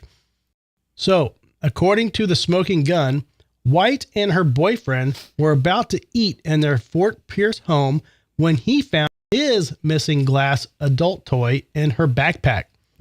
What followed was a chaotic yet freaky showdown. The couple argued, things got heated, and in the middle of it all, White decided to throw the glass toy at her boyfriend. Luckily for him, she missed, but unlucky for the door, which took the hit from the adult toy and managed to wake up their kid. When White then grabbed her stuff and dipped out, only to be found and arrested later. This isn't Chelsea's first time in trouble over an adult toy. Back in 2022, she was arrested after a similar fight with the same guy. Apparently at that time, it was over a handbag and a sex toy he wanted back. Now Chelsea wasn't about to give it up, and things got physical. She kicked and bit him. After getting arrested, she ended a 12-month probation sentence, along with some fines and court costs. So this lady's second time fighting over a sex toy. And it's not hers. Well, that's right. It's his toy. So she's just jealous because he's got his own butt plug. Well, is it a toy Joe, to can use you show on? the butt plug you made? It's right over there. Is it to use on her or to use on him though? Well, it's his. Yeah, that's Joe's custom butt plug. Well, that's Joe's butt. The That's official Joe's, drinking with Drew butt plug. Yeah. Simon wants it. Do not give it to Simon. All right. Jason, this is what we got. Booter back. I have been around my share of Butt plugs. Butt plugs. crazy. Well, that too, but crazy couples that never ends good. You do not want to be part of that mix in no shape or form. So I'm gonna go ahead and boot. You're booting. Okay. Brad Mater. Yeah, I second that. It's just too wacky. Same reasons, right? Yeah, Makes- weird. Too many sex toys? Yeah, Keller if says- they had like an army duffel bag full of them, then I might be into it. But I mean, just one, and, it breaks when toss. I mean, come on, Oh yeah. Not glass toys, by the way. Made in China. whatever. Like, what is it? Amateurs. All right. But Joe, Bang. banging. Yep. Okay. No explanation needed. All right. Lusty Laura. First of all, I'm going to go to the comments. Okay. Keller says to skip Jason. We know he's going to boot after a long, boring explanation. Oh no! No, my feelings are only hurt because he inserted the word. I said insert. He inserted the word boring. That hurts right here, Keller. He's butthurt. And then Lisa says boot and Keller says bang. And I'm going to boot. Booting. So Keller and Joe are gonna bang. Yep. Keller and Joe are going to bang. Independently. All right. Show the picture. Oh god, She was. that's fucking like- horrid. Wait, where's Joe's monitor? Joe, do you want the monitor? That's okay. No, I can put it on. Hang on. I can see. Don't worry. Yeah. Oh, Joe has his own monitor. Yeah, well, What? How? because we're good like that. Joe's catered. She could work. You know, depending on the lighting and Is that on? yeah, it's good. For the record, Pajama Joe has his own monitor. Mm-hmm. Certainly did not have a life before Pajama Joe. Twist it the other way. This is proof. That's good enough. Okay. All right, Joe. So here's the thing. I think she could clean up nicely. Yeah. Am I not wrong? Right? I think it's just the lighting of the photo. It's a booking photo. She's been crying, maybe a little stressed out. Yeah. She looks like she has like no eyebrows. I mean, yeah. They may get burned off. She looks like one of those dolls you used to squeeze in the eyes and the ears. Right. Everything bulged out. Yeah. Like you squeeze it. Boing. She looks like all those teachers that got arrested for sex. Right. with the That students. too. Okay. All right. Second booter bang. She's gross. Did you hear there's a new one in Brandon and she was Yeah. at a foster home? Yep. Sick. Are Joe and Keller happy with their decisions on this? Yeah, of course. I'm sure. All right. Missouri woman indicted an alleged attempt to defraud Elvis Presley's family and foreclosure sale of Graceland. Really quick, since this is the one I sent you, so I already know. Mm-hmm. Lisa says, Jason, you have to show up more often to get your own monitor. No, that's true. Oh, I see. I mean, Jason's got the best monitor ever. He's got the jumbo TV. Lisa does not realize the 60-inch monitor that Jason has in front of his face right now. So Yeah. let's go that route. Joe's just on the same wall as the TV, so he Hey, can't since see it. I wear sunglasses all the time, can you get me the Ray-Bans that have Well, monitors in your them? monitor was yeah. supposed to be here, but it's not working. Uh-oh. Well, at least it's got a really custom wooden case. Yeah. Well, that's from Joe. Joe made that custom case. I don't but- believe Joe. If made that, it would have been like some. No, he inlaid. did. He did. Really, He made that. He made this. And so, yeah. Joe's made a lot of shit You in the gotta get studio. the. You gotta get the router. and No, design it's I make to the specs that I was asked for. it's true. Well, if this is That's this what is it's dedicated to specifically me. what I, you know. well, I need actually, some- that one used to be over here. It was mine. Yeah. Oh, okay. We were just doing a quickie, is what Joe calls it, for that monitor, which stopped working. Literally, I have no idea why it stopped working, but whatever. Because it's facing me. Probably. Well, no, it was facing Joe earlier for what stopped working, but yeah. I need to get a few more of Anywho, those. back to the booter All right, bangs. booter bang. All right. A Missouri woman has been federally indicted after an alleged attempt to swindle Elvis Presley's Graceland property from the Presley family, according to court documents.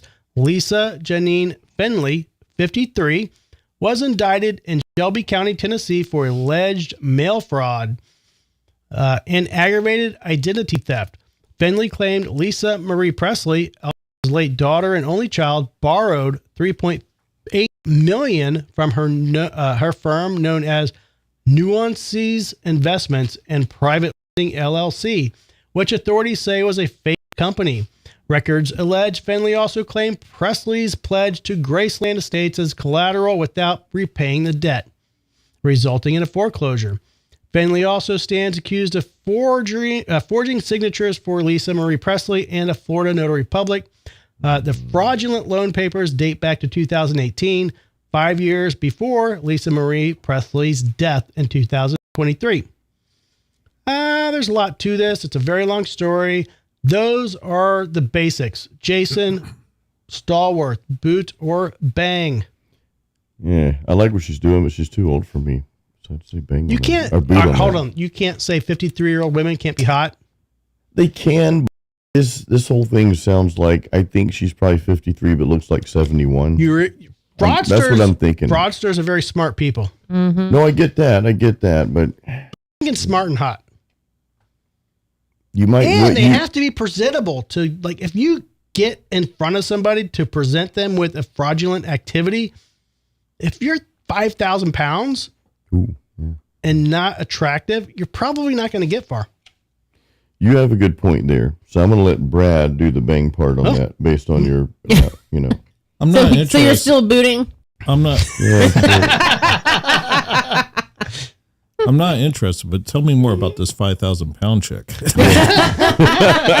She'll be at your next show, I All promise. right. Wait, can you Taking up the whole front row. Wearing face And, makeup, I'm sure. Second row and part of the the third. GNC weight gainer, man. Joe, are yeah. you pre looking up this story? You're cheating? No, I've seen this story Oh, you have.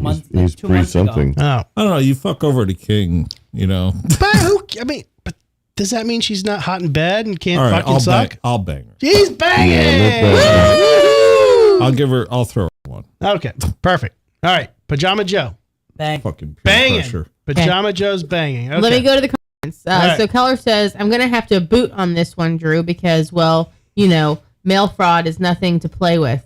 And also, Elvis Presley is no one to play with. And I think blah, blah, blah, blah. I think he's trying to imitate Jason in the comments. I was looking for an intellectual answer like bad karma, maybe, but okay. Yeah, this guy's got your number tonight. It's usually me doing an imitation of you. I want to know if Dave or Kyle would boot or bang. Dave, Kyle, if you're on the show, here's what we're doing. Based on the story I'm telling you, would you boot this chick out of bed or would you bang her? No relationship, nothing at all. We're just basing this on would you boot or bang? That's it. I want to comment. And Lisa is a boot. Lisa is booting. Okay. You know, Elvis isn't dead, right? He just went home. No, well, you know. There you go. Of course. All right, Dave, are you going to boot or bang? The lady who accuses The lady who has been indicted of fraudulently trying to steal Graceland. fucking over Graceland. So she could be hot, she could be not. So boot or bang, that's what we're going with. We just need or bang based on the story I told you, and then we will show you her photo to see if you were correct. You got to give it like a 20-second delay. Whoa. All right. Any more reasons, Jason, why you're booting? Yeah, it just. I mean, no. Is Keller asking the question? Okay. I'm trying to give Dave some time to get all of the Well, let information. me tell you the reasons why. Tell us. Not metal enough. Yeah. There was no metal mentioned at all. You know, King's not metal. It was rock and roll. You have a point there, dude. But if he fucked over like Slayer or something like that, then we have to talk. We have to talk then, yeah. Maybe Brad has some good points, some valid points. No, this is Jason. Oh. I forgot. It's Jason Mater. This is Jason Mater. We're going to move Jason along. Stallworth. What did I make her do? Here We don't is- have a response. So Here's our photo. I was right. Yeah, so you guys were thinking I was wrong on this. But, I she mean, looks like a custodian. Yes. No. You want more sloppy Joe?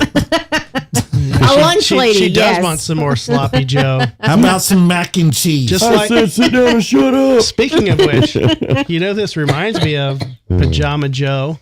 Yep. I know exactly what you're thinking. Mm-hmm. Your guest Yep. that took your food. Oh, I know. Yeah. We're not going to say anything. Oh, no. She made you brownies? Joe, No. Joe already knows who that is, so Yep. we'll leave that. I actually thought that before you said it. We'll talk about it later. We'll talk about it later. We're out of milk. You want an ice cream sandwich? Oh, I'm sorry, guys. Extra sloppy for you.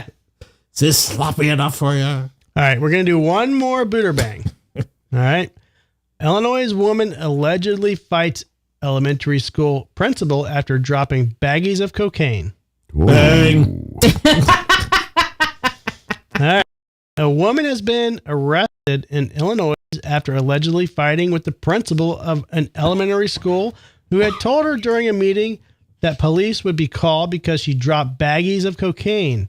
The incident involved Shakita Barfield. Happened on Wednesday. The station citing police says Barfield was at the school for a meeting with the principal when she allegedly dropped baggies of suspected cocaine. With the principal picked the baggies up, Barfield reportedly became upset and she was told that the police would be called to the scene. The 33-year-old is accused of punching the principal several times in the face, scratching his face and arms, biting him, and using his tie to strangle him. Double bang.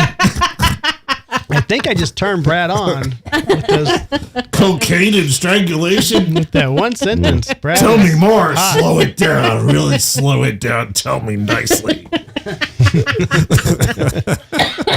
Just like pull your beard and spit in your face. Right. Oh, I gotta excuse myself. I think I have to go to the bathroom. Hey, not in my house, mister. Here's the best. Where's the tumbler? Where was the oh, man. Yep. Do we all have to pee on that? We now? might as well, yeah, it might as well just be, Just be christened. yeah. The community pee Everybody's cup? got to use it. Simon? She is now facing charges, including possession of a controlled substance, aggravated battery to school employee, and disorderly conduct. As of Saturday, Barfield is being held without bond. Blah, blah, blah.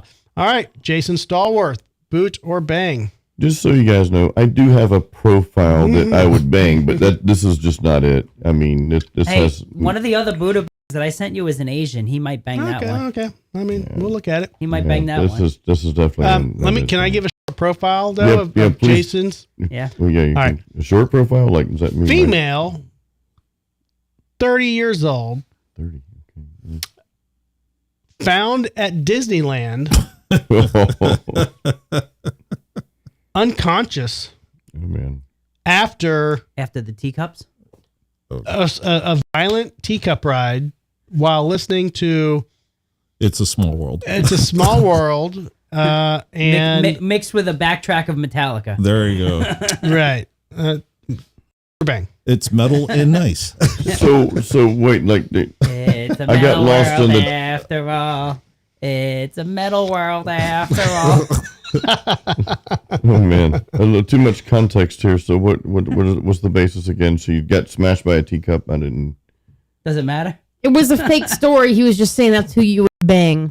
No, I got where he was going with it. He just wants to make sure how much he's banging. Yeah. Anyway, I mean, Well, you said 30. You got a little grown over there. So 26? And while we're having this conversation, Drew is actually on AI, having AI generate an image for you. Oh, To bang. right. Okay, so you're booting then, Yeah, Jason. yeah. Okay, Joe. Interesting. What about Brad? Brad needs. Oh, yeah, I was Brad like, would- I was all over. Well, I it. know he was like, bam, right away. I was double banging. Okay, Yeah. double. Like both. Joe, what about you? Does that make up all the non-bangs? We're gonna go for the hat trick and bang all three. You're gonna Oh. bang? Okay. We don't have any comments All right, on this one. We What have about that 5,000-pound chick? we have a photo of the chick that passed out on the Disneyland ride. Can we show camera 8 for a minute? Wait, who unrelated. passed out on the Disneyland? That's ride? Jason's How bang. do you pass out on the Disneyland By ride? listening to It's a Small World with the backtrack Well, she's Metallica. definitely not 30. Maybe. She's No, she's older than that. older than that. She's in her 50s. All right, Yeah. whatever. You guys are killing me. All right. So Lisa booted. She Lisa said, booted. She said, meh, boot. Not Okay. impressed. I'd like to. Cocaine doesn't do it for you. Cocaine and choking out. Hey, Brad's Brad, banging. did you Brad's listen to the banging. show a few weeks Talk ago? about pussies around here. Brad, did you Joe's listen to the banging. show a few weeks ago? We talked about the new thing is strangulation during sex. I saw the post on that on the Drew New. You gotta, what go, show you gotta, was go, that? you gotta go back and watch that episode. Yeah. Who was on it? Just you guys? I mean, I was sitting over there, so probably, I Probably, think it was probably yeah. just the three of us. Probably. Keller is banging, and this is my story, so I'm not answering. Okay. Why did Keller bang? Why not? Because it's Keller. Keller bangs when he's right. He bangs. Because he lives in a fucking cabin in the mountains and he has nothing else to bang. Because cocaine is a different change up from You can marijuana. grow your, yeah. True. Who knows? Okay, you ready? All right. Pull it up. Well, hold on. What are you doing? Does Dave want to bang? I'm sure he wants to. but- Nope. Got no response to it. Kelly unconscious, he says. Is that a Yeah, but that was talking different? about your Okay. comment about who Jason would actually bang. Oh, okay. That was a fake bang. But, Yeah. Dave's Yeah, bang. new to the show, so maybe he didn't get it. Whatever. I mean, we have... Just go to the picture. Okay. Well, the videotape. Oh, I mean, Brad, she could give you a good time. yeah. She's going to strangle you. She got them DSLs. She's gonna Oh, no. she's gonna suck it and fuck it.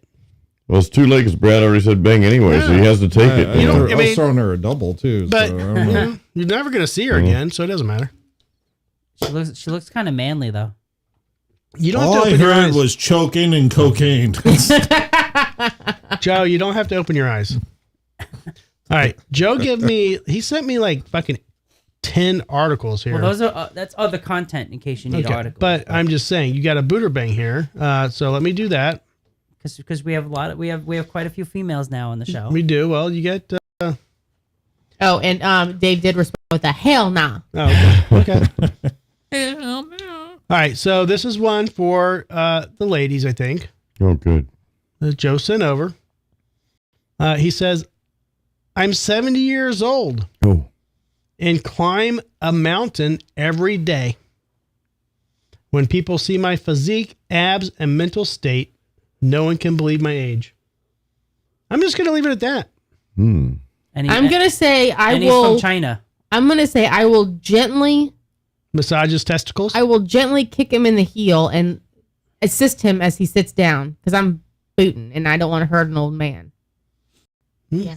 No, 70? No, way outside the window. I don't care That's how. I don't care how much he says that he's ripped and torn. She's saying whatever. we're only good for 20 years, is what she's saying. Well, in 20 years, I'll be 60. So if I'm not 59. fucking when I'm 70, then I'm gonna be. I am not saying I'm gonna be. that I'm hanging out with prostitutes and chicks from the emperors. Okay, so You're not listening to my words. I'm saying at my current age, I'm not fucking somebody who's 70. So when I'm when you're 60, 70, okay. sure. In 20 years, 30 years, I'd probably say bang. But at my current age, I'm not fucking grandpa. So we just established that you guys are going to be together for a long time. Thank you. Thank you. Don't say that. All right. Joe? I did make the comment that you're going to be lost without me this weekend. Jason, I think Jason like shed a tear when he goes, "Oh no, no, we're gonna fix that." This whole tone of this show has changed since the Tumblr incident. Apparently, you guys are gonna have a meeting. I don't know. It's the piss cup. You guys are gonna have a meeting with Uncle Jason and Aunt Candy, so we'll fix everything. Call it the piss cup. Please let us know in the comments how you feel about the Tumblr incident. Please. Today shall forever be known subscribe. as. Today shall forever be known as Pissgate. But I'm with you. If I'm 70 and I can't do that, then just put me down. Are you with me? Pissgate 2024. If you were interviewing Nasty Ronnie, you got to get that hat, and you had to pee. Would you pee in the piss cup? Oh, I was going back to the age thing, but I understand. Yeah, I would probably be. I probably would have just tried to make it in the beer. No, you cannot do that. I'm not saying put my wiener in the beer bottle, It's but not gonna work. I would. I'm not going to piss all over the floor. Well, sometimes Candy said I did pee on the floor one time. I don't remember, but whatever. Yeah, that's because you're drunk and you didn't make it to the bathroom. I can see the hats already. Yeah, I mean, Pissgate. No Tumblr is safe. 2024. But you wouldn't grab a tumbler from Candy and piss in it if you were talking to Nasty Ronnie and you had to pee and you didn't want to get up and leave an interview. I mean, she needs to understand the quality of interview and what you're doing. I totally get that. I would have probably like taken the mic with me to. You to can't pee. do that, Jason. No, I know, but you literally take business calls when you piss all the time. Like you literally mute it so nobody can hear the stream or the flushing of the toilet. The way Ronnie spoke, you could have done that. Painted half your house and came back in. Well, or the people in the room that could have kept the conversation going. We would have been like, no, we're still the same subject. You're good. Yeah, that I don't would think have that would happen. I'm not going to risk that. I think I made the right decision. I understand. I'm not saying I would do the same thing, but I understand what you did. I get it. So You would say, Ronnie, I got to cut it off. Got to go.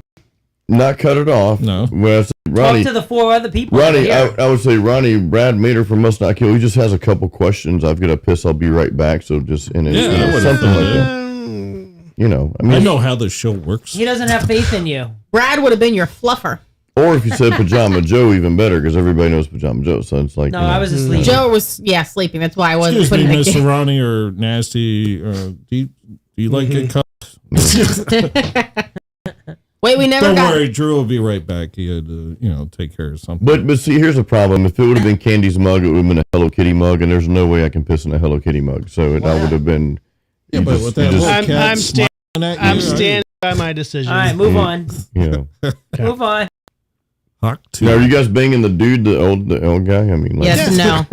Yeah. So what I was saying, understand though, is you and us dudes being 72, and we can't do that anymore. And that's not going to happen. No. This guy apparently is, the best in shape. Yeah. And you stay in shape for a reason, so you can still get banged. All right. Dave's dipping out, and he's got to go cook dinner. All right, man. I appreciate you for hanging out, Dave. Peace. Love you, man, and thank you so much for joining the show. Come on anytime, call us, email us, be on the comments. Thank you so much. Frodo's waiting for me too, so he doesn't like when I'm not home. Okay, this will be the last one. I'm gonna say boot to the old man. All right, Lisa, are you booting the 72-year-old man who apparently is Bruce Lee? Brad, are you gonna boot? Oh, boot. I'm not into dudes. Pajama Joe sent it, so we can't go back to Pajama Joe. Laura. I already said boot, but I would gently help him down to the chair so I wouldn't harm the old. Well, I think he's in shape. You wouldn't have to do that. I hope not. I'd He be would happy bench- to he would bench trip press him you. down the stairs. He would probably He would help probably- you down. He would probably Jackie Chan my ass before I was able to kick him. I don't know. Just But- make sure he signs the papers first. He would bench press you. Do a little Gary Coleman and it'll be fine. Yeah. All right, we're just gonna show the Go picture. ahead. This is a guy. I mean, he's ripped, but he's Oh, wow, he is in still looks shape, a little dude. old Yeah. though. You know, I mean, Yeah, his face looks old. looks like a little mosquito. Yeah, but you've got like I was gonna say a little frog. youth and experience. So He maybe looks like he one of our looks, tadpoles. maybe he looks like 55 or something. Does. He looks like a little Hey. toys. I don't know. I'm not seeing it, Joe. But would you women rather have a 70 whatever year old look like that, or look like most 70-year-old dudes you see around here? I mean, that's, you know, Or 55, it looks like this. There you go. You don't have to Buddha bang, but just bring up the next article too. The other one I sent. the bodybuilder, Yeah. world's most monstrous bodybuilder, Elite dead at 63. 36. So 36. So fast. Buddha bang. If you shit in your seat next, I'm really gonna have. First, the urine. We got to get him some Do-do-do-do. Depends. Yeah. He needs some Depends for his interview. I know. You guys. All right. Just bring it up. I'm trying to, Joe, but it's making me do something that It's don't wanna making do? him toot. He presses. Oh, you have to join Fox yeah, News it's to making just me search. join this shit. It's don't join. You read the article or too many articles, so just search it. God damn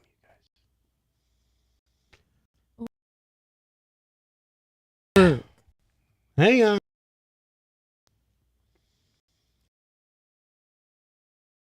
Perspective on this one.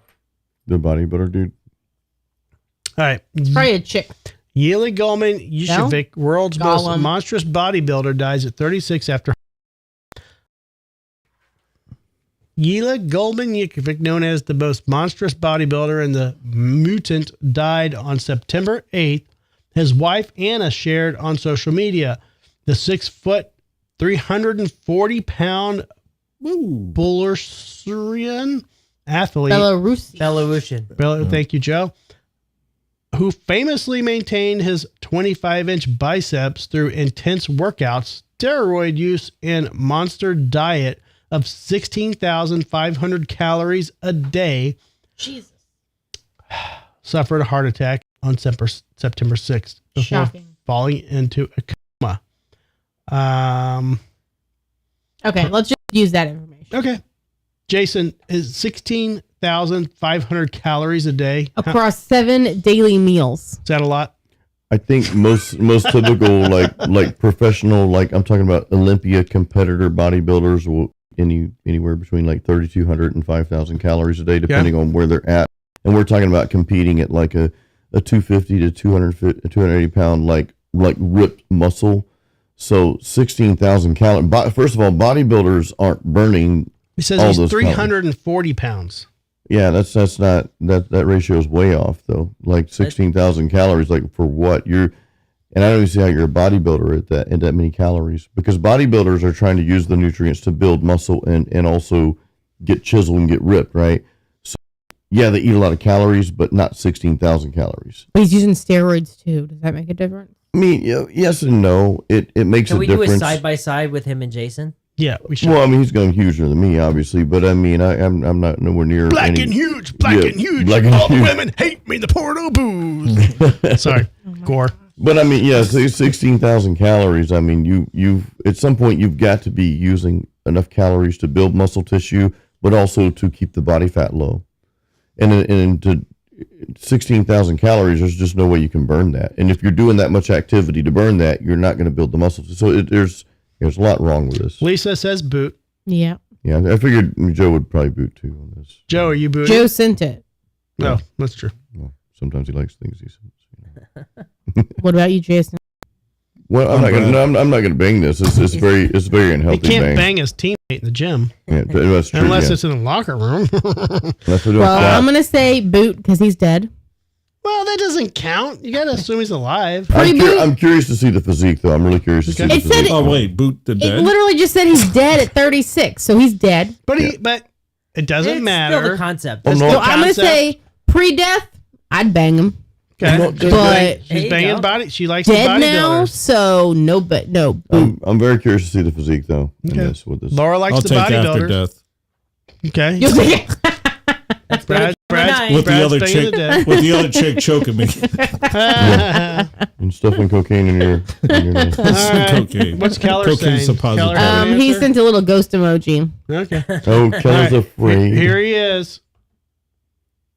Dude's big, but I mean, That's a lot of roids. I mean, like your arms are as wide around as your waist. Do they have any Yeah. more? Because they But- had the picture from that was on the other article I sent. I mean, you. there's a that- video. But that's never going to Yeah. win like a Mr. Olympia competition because you have aesthetics that are involved in Plus, that. he's all tattooed too. Yeah. That does not help the case at all. No. Yeah, you're right. Yeah, that Each does not. tattoo adds 5 pounds. It looks like Bane from the back, without like from Looks- Batman Is movies. his Like back all zitted up? That's usually a sign. probably. That's a Well, they- sign of yeah. steroids. So is a small Willie. If you want to be a pro bodybuilder, you don't want a lot of tattoos because it's covering up your definition. Well, Yeah, I mean, he probably doesn't did even. that In that because- picture, he looks like he's more like. Fat's not the right word, but he looks like he has more like fat on him. No, he doesn't. I mean, like his arms look huge, but There's like no fat. I'm No, just saying he's he's very shredded. big. Like that, his legs look fat to me. No, that's missile. That's missile muscle. I know it's muscle, but what I'm saying is in that picture, it looks like they're just like fat, chunky calves. Well, he's what, 340, right? I mean, if you look at somebody like Dorian Yates or Ronnie Coleman from back in the day, Jay Cutler, those guys, they're gonna have this what's called grainy look to them. And so they're big. Like that guy's big. You say is all muscle, but there's another layer. Oops. Of grain. I almost fell on my penis. That'd have been bad. There's another layer of graininess that they get beyond that, and that's you're not going to get that with Well, that's when $16,000. they dehydrate right before they. I mean, there's some tricks they do with that last week or two of Yeah, they totally competition, dehydrate, didn't like Yeah. their muscles. So, are more Jason, shredded. just out of there's no cause of death listed here. What? It said would- heart attack. Oh, did it? Where? Suffered a heart attack on September 6th Oh. before falling into a coma. All right, but back to that. You literally What- read that. But what do you think would have caused the heart attack? steroids. I mean, honestly, too much on the heart. So that could be a lot of things. That could be, I mean, it could even be body weight at that point. You know what I mean? If you carry in too much body mass, when your heart's got to work harder, whether that's steroids or whether that's eating a lot of food or whatever the case. I mean, steroids. And I don't want to, because I'm not an expert on this stuff. I don't want to go down that road. But I mean, I think it's easy to say steroids or growth hormone or whatever. And steroids aren't just steroids; they're like multiple layers of that. So it depends Right. on what combination.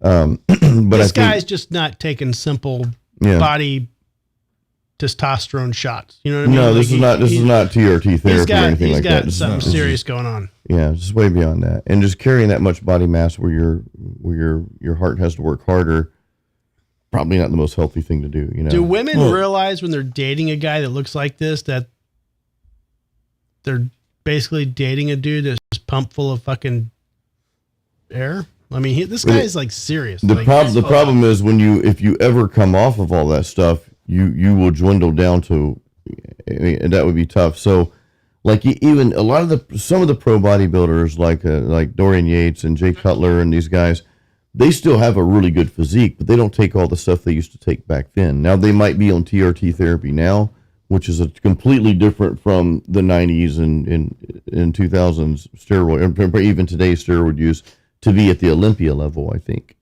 Right, but they've tapered it down and they know how to maintain where they're at without losing everything. But I think if you go too far over the edge, you can do more damage that's not reversible. So I think when you're on that stuff, if that's what you're doing, then you've sort of got to be smart about it. You maybe see a doctor, hey doc, I know you don't agree with this, but this is what I'm doing. Can you help me? There's a risk reward ratio, right? So can you help me reduce the risk as much as possible so I can still get this reward? I realize there's still a risk, right? Mm-hmm. So I think that's what you're kind of playing around with. Yeah. Well, that and then the steroids give you that arterial sclerosis, isn't that what it's called? And like the arteries around the heart actually get hard. I don't know. That's when you heard like all those wrestlers from like the 80s and stuff, and they were all doing it. Every one of them. You read that list, it's like heart attack, heart disease, heart attack. Well, it could be a mix of that and other things they're doing. A lot of those guys are taking drugs too, right? It's kind of like when ephedra. Remember ephedrine when that was banned. Mm-hmm. It was a great fat loss supplement, and it was over the counter. What they didn't tell you in the studies that the people who quote unquote died from it was that they were lacing it with other drugs like cocaine. They didn't tell you that part. They left that part out. So it wasn't the ephedra that killed it. It was the ephedra right? It was this other stuff they mixed with it. So did people have complications from that weren't taking the other drugs? Maybe, possibly. So I don't think that, steroid use is not, it can be a dangerous thing, sure. Absolutely, but it's probably in combination with some other things going on too. No. Well, they find that out with like Ozempic and stuff now too. Oh yeah. And if you're taking same kind of stuff, if you're taking testosterone, again, I don't want to give medical advice, but for me, I take a very small dose of maintenance testosterone per week. Nothing crazy like a bodybuilder would take, right? Just for candy. Protein in the mouth. Yeah, protein in the mouth. Yeah. But I also donate blood to keep supposedly keep the hemoglobin levels at bay, because your blood can thicken when you're on that stuff, and if you're taking mass doses of it, so if you're taking this, then you've got to take this and that sort of thing to hopefully counteract some of those negative impacts. Well, that like an estrogen blocker too, because that can raise your estrogen. Yeah, as your synthetic testosterone increases, or when anytime you're taking synthetic anything, growth hormone, testosterone, your body shuts down the ability to create it. So that's why a lot of men take it, because our natural levels do decrease over time. Now I tend to believe that's more an accumulative effect over years and decades of maybe not doing certain things with your nutrition and training that cause that to happen faster. But a lot of older men, because their testosterone levels are low, they take synthetic testosterone. They're not really worried about their natural levels at that point because it's so low anyway. So they bring it back up so they can function and be happier and healthier and that sort of thing. So because low T levels are associated with, and I think any reputable doctor would tell you this, low T levels are associated with a whole shitload of ailments and problems. Yeah. So I'd rather somebody take the jab, like the right kind of jab, testosterone, than to suffer low T levels and have all the other bullshit that comes with Joe that. would like to jab you. Yeah. In the I'm butt. on it. I take it. Good. I haven't. I need to probably, but I haven't. I feel great. I mean, I have high feel much sex better drive. than That's ever. the problem. Well, I'm worried about if I take testosterone, my sex drive is going to go even more, and then I'm going to want to like rape kittens or something. No, you're not going to do that. The fuck? No, your levels are probably you might be It's gonna be like, they might I be was just gonna fine. fuck every woman on the street corner and he raped kittens. Women are referred to as pussies and kissing. Yeah, so No, he didn't mean that. Well, then I hope you don't mean young cats. No. no, I mean women. So I'm afraid that if I take testosterone, my sex drive is going to go to the point to where I can't handle it, and then I'm already crazy with that. So I don't want to like push it. Well, then I absolutely wouldn't take it. I absolutely wouldn't take anything like that because if you're already there, and that's a lot of reason why men do take it, because their sex drive is going down at an older age. But I would say if you've taken steroids over the years at any point in time, I think a lot of people might find themselves that being older, that testosterone would benefit them because they've shut down their normal system, and maybe the system should come back and produce, but sometimes it doesn't. Have you have your levels checked on it? No. Oh, you should. And the doctor will tell you. Yeah. I mean, I mean, if I'm wanting to have an extreme orgasm every day, if not every other day, then I think I'm good. I don't need a doctor to tell me. It's not going to shit. affect you that way, though. Yeah, why not though? Because if I'm like, look, I think men, you judge your testosterone by your sex drive, right? So well, also by the amount of muscle mass. If I want to have sex maintain. every day or every other day, I would assume that it's good. Right. I mean, Now, that's I'm one not talking factor. about the quality of sex. I'm just talking about Well, the desire. To quality for have you or sex. quality for her. Which Yeah, one are we talking? I mean, that's one factor, sure. But I mean, another factor is how are you holding on to lean muscle tissue? How is your body burning throughout the day? How do you feel throughout the day? I think they're all kind of like coincide together too with the sex. But if you have high drive, I mean, I don't think everybody needs to be on testosterone. I think at some point most men are. But what's the probably wanna difference go. between muscle mass and sex drive? Because, well, yeah, I'm not a bodybuilder, you know, yeah. I'm not like out lifting or anything, but I used to be in the gym all the time when I was in my 20s and 30s, but now I'm just more, you know, chilled. But like if somebody says, hey, my sex drive is great, but I still want to have, like, do you have to go in the gym to take testosterone and be like, No. yeah, I'm going to be No, like no, a no, guy I- that, No, if you wanted to start training again, with a high sex drive, if that's in correlation to your testosterone being normal at least, then I mean you'd probably build muscle tissue faster and burn fat faster than most people your age because they have a low testosterone level.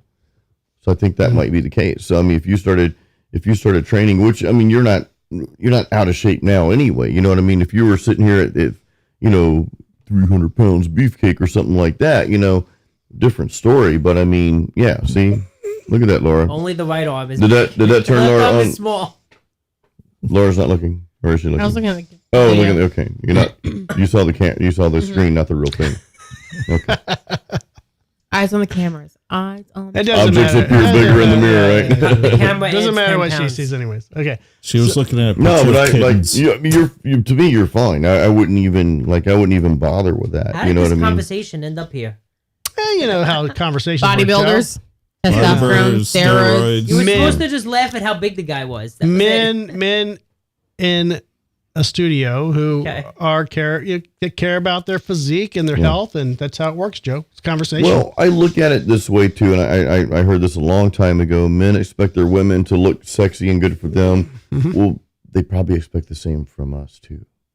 Yeah. Why should it be different? You know what I mean? So, Well- and that's just one Hey, mindset. That's why sometimes I put on a colored shirt. There you go, Brad. Yeah. or dye your beard extra red. Dye my beard, yes. Red. All right, guys, there's so much that we did not Fantastic. cover tonight, and man, We're I at 3.5 I know. hours. I really Yeah. wanted to talk about the full moon. I want to talk about the Trump deal. Like, Well, there's let's so save it for next- much, man. Jesus Save it for the Christ. next one, you know. You Yeah. know what? Why don't you come There's back on always Thursday? next week. Why don't you come back on Thursday? I'll bring you a tumbler. I Thank you. apparently need a new tumbler. I'll bring that one for was Drew. nasty. It was not nasty. It was so gross. Grody to the max. I'll drink out of it. I don't care. I just got the waft of like I medical pee. I should get the journalistic award of the year. You should wear one of those diapers that the astronauts wear. Yeah. Joe, What was Is the your interview running long? What was that- From that- Depends. Wasn't there a woman that drove from like On that Texas all note, the way I to do have to Florida pee. Yeah. to go Yes. murder somebody? Say- Yeah, Yes. she didn't want to stop, so get she your wore tumbler. diapers on the way. Jason's got to pee. Get the tumbler. Gotta pee, get a tumbler out. Now it's full of steaming hot water. Just after throw I it in, bleached throw it. it in the trash. You didn't bleach the top though, but whatever. The Throw it top in the wasn't trash. pissed on. You took that off and threw it on the table. He also didn't wash his hands, and then he went and touched the brownies. Awesome. I did wash my hands, Joe. I don't believe it. Joe, little ye of little faith. I have my brownie right here. I haven't even been able to eat it because I've been talking forever, and I'm out of a beer. So Are we wrapping up now? yes, apparently we are. So It's what did we bedtime. learn tonight? I don't know. Absolutely nothing. Let's give Drew Lisa. peeing in a tumbler. Let's is give not a Lisa good and thing. Keller a good enough leeway to say goodnight to each other. that might be a minute, night, Lisa. minute and a minute and a half. Good night, Lisa. Good night, Lisa. Good night, John. Keith. Good night, Keller. Good night, Good night, John Keller. boy. Hey, There's Full actually moon? a character. There's characters that have my last name on the show, the Waltons. I don't want to say it though. I don't even know what that means. Why are you walking Are behind you me? too What young happened? to know about the Waltons? I know the Waltons. That's why I know John boy. And Oh, they man. said the good night to everyone. My name's John. I want to start calling you John boy then. No, not at all. John All boy right. sounds I'm like one glad of the you singers. shared. John boy sounds like it should be one of the singers' names from Electric Callboy. Whatever. All right, y'all. It's been a Rat-tat-tat-tat-tat. long show. 3.5 hours. I'm going to have to separate this into 2 segments. So if you're listening on the audio versions on Spotify, iHeart, all those audio podcasts, this is going to be a separate show because they do not allow this long of a show to be uploaded. By the time they get to that statement, they've already finished. It's Right. okay, Joe. If you watch part 1, you got to shoot up 200 milligrams of testosterone. Right. If part 2, you can get by with half, Right. Exactly. and a tumbler And the tumbler. and a Fucking Tumblr. and a basket Alright. of kittens. Pisky. Keller and Lisa have said goodnight to each other. Kisses have been blown. Oh, cute. You guys Just exchange numbers listen, already. just do it. I'm gonna give Keller Lisa's phone number, vice versa. I don't care. Why don't you make it a Bumble thing and give Lisa Keller's number and then Yeah, she you can know. reach out to her. Okay. It's it's one of those Feel things. free to send nudes. No, Joe. Lisa is a respectable woman, Yeah, I think. they all are. They're now calling this the Pissing with Drew show. That's fine. Pissing with Drew. I'm okay with that for the meantime. I mean, shit happened. That was a quality Hopefully interview, and I wanted to make it last, so I did. At least you didn't piss all over your mixer. That would have been Yeah, I mean, I did it responsibly. Nobody could see. It was below the desk. Splash on the laptop. I bet you. splashy splash. I bet you that was the first interview Ronnie has ever done while the interviewee was taking a leak. So And I'm sure he's probably so grossed out. He's like, that's Nah. going to be in my next requirement. They're not writers when you do interviews. And but he's like, I can't wait to that's come gonna be down my there and no get list. on the show personally. So, Right. so pissing while you're live on YouTube, is that just like having Pissing sex while you go with live on Drew. Instagram? I don't know, Joe. We'll figure it out. Me and Jason are gonna write your new theme Because there song. wasn't one there, Drew, one Write cup. it up. Did Yeah. you guys hear about the football player this week? No, we don't have time, Joe. Yeah. I gotta go. There was He's awake We now. gotta go. There's He's napped. He's the awake football now. The football player went live on Instagram, and he claimed he didn't know Candy's how calling to do Jason back to the house. it, and he was having sex at the time that he went live. Nice. I'm sure. All right, guys, it's the Drinking with Drew show. My name's Drew. And he's pissing. Thank you for hanging out with the Drinking with Drew cast and dealing with this almost 4-hour show. Jesus. And yeah, my name's Drew, and here is the show outro. Good thing I noticed it was on Joe for the whole thing. All right, everybody. This has been another episode of the Drinking with Drew show. Stay tuned for more uploads, more shows. Follow us on Instagram, Twitter, Facebook, Humble Social, all the socials. Our live shows are Tuesday at 6:30 Eastern Standard Time. Feel free to check us out live. You can call into the show and be a part of it. See you soon.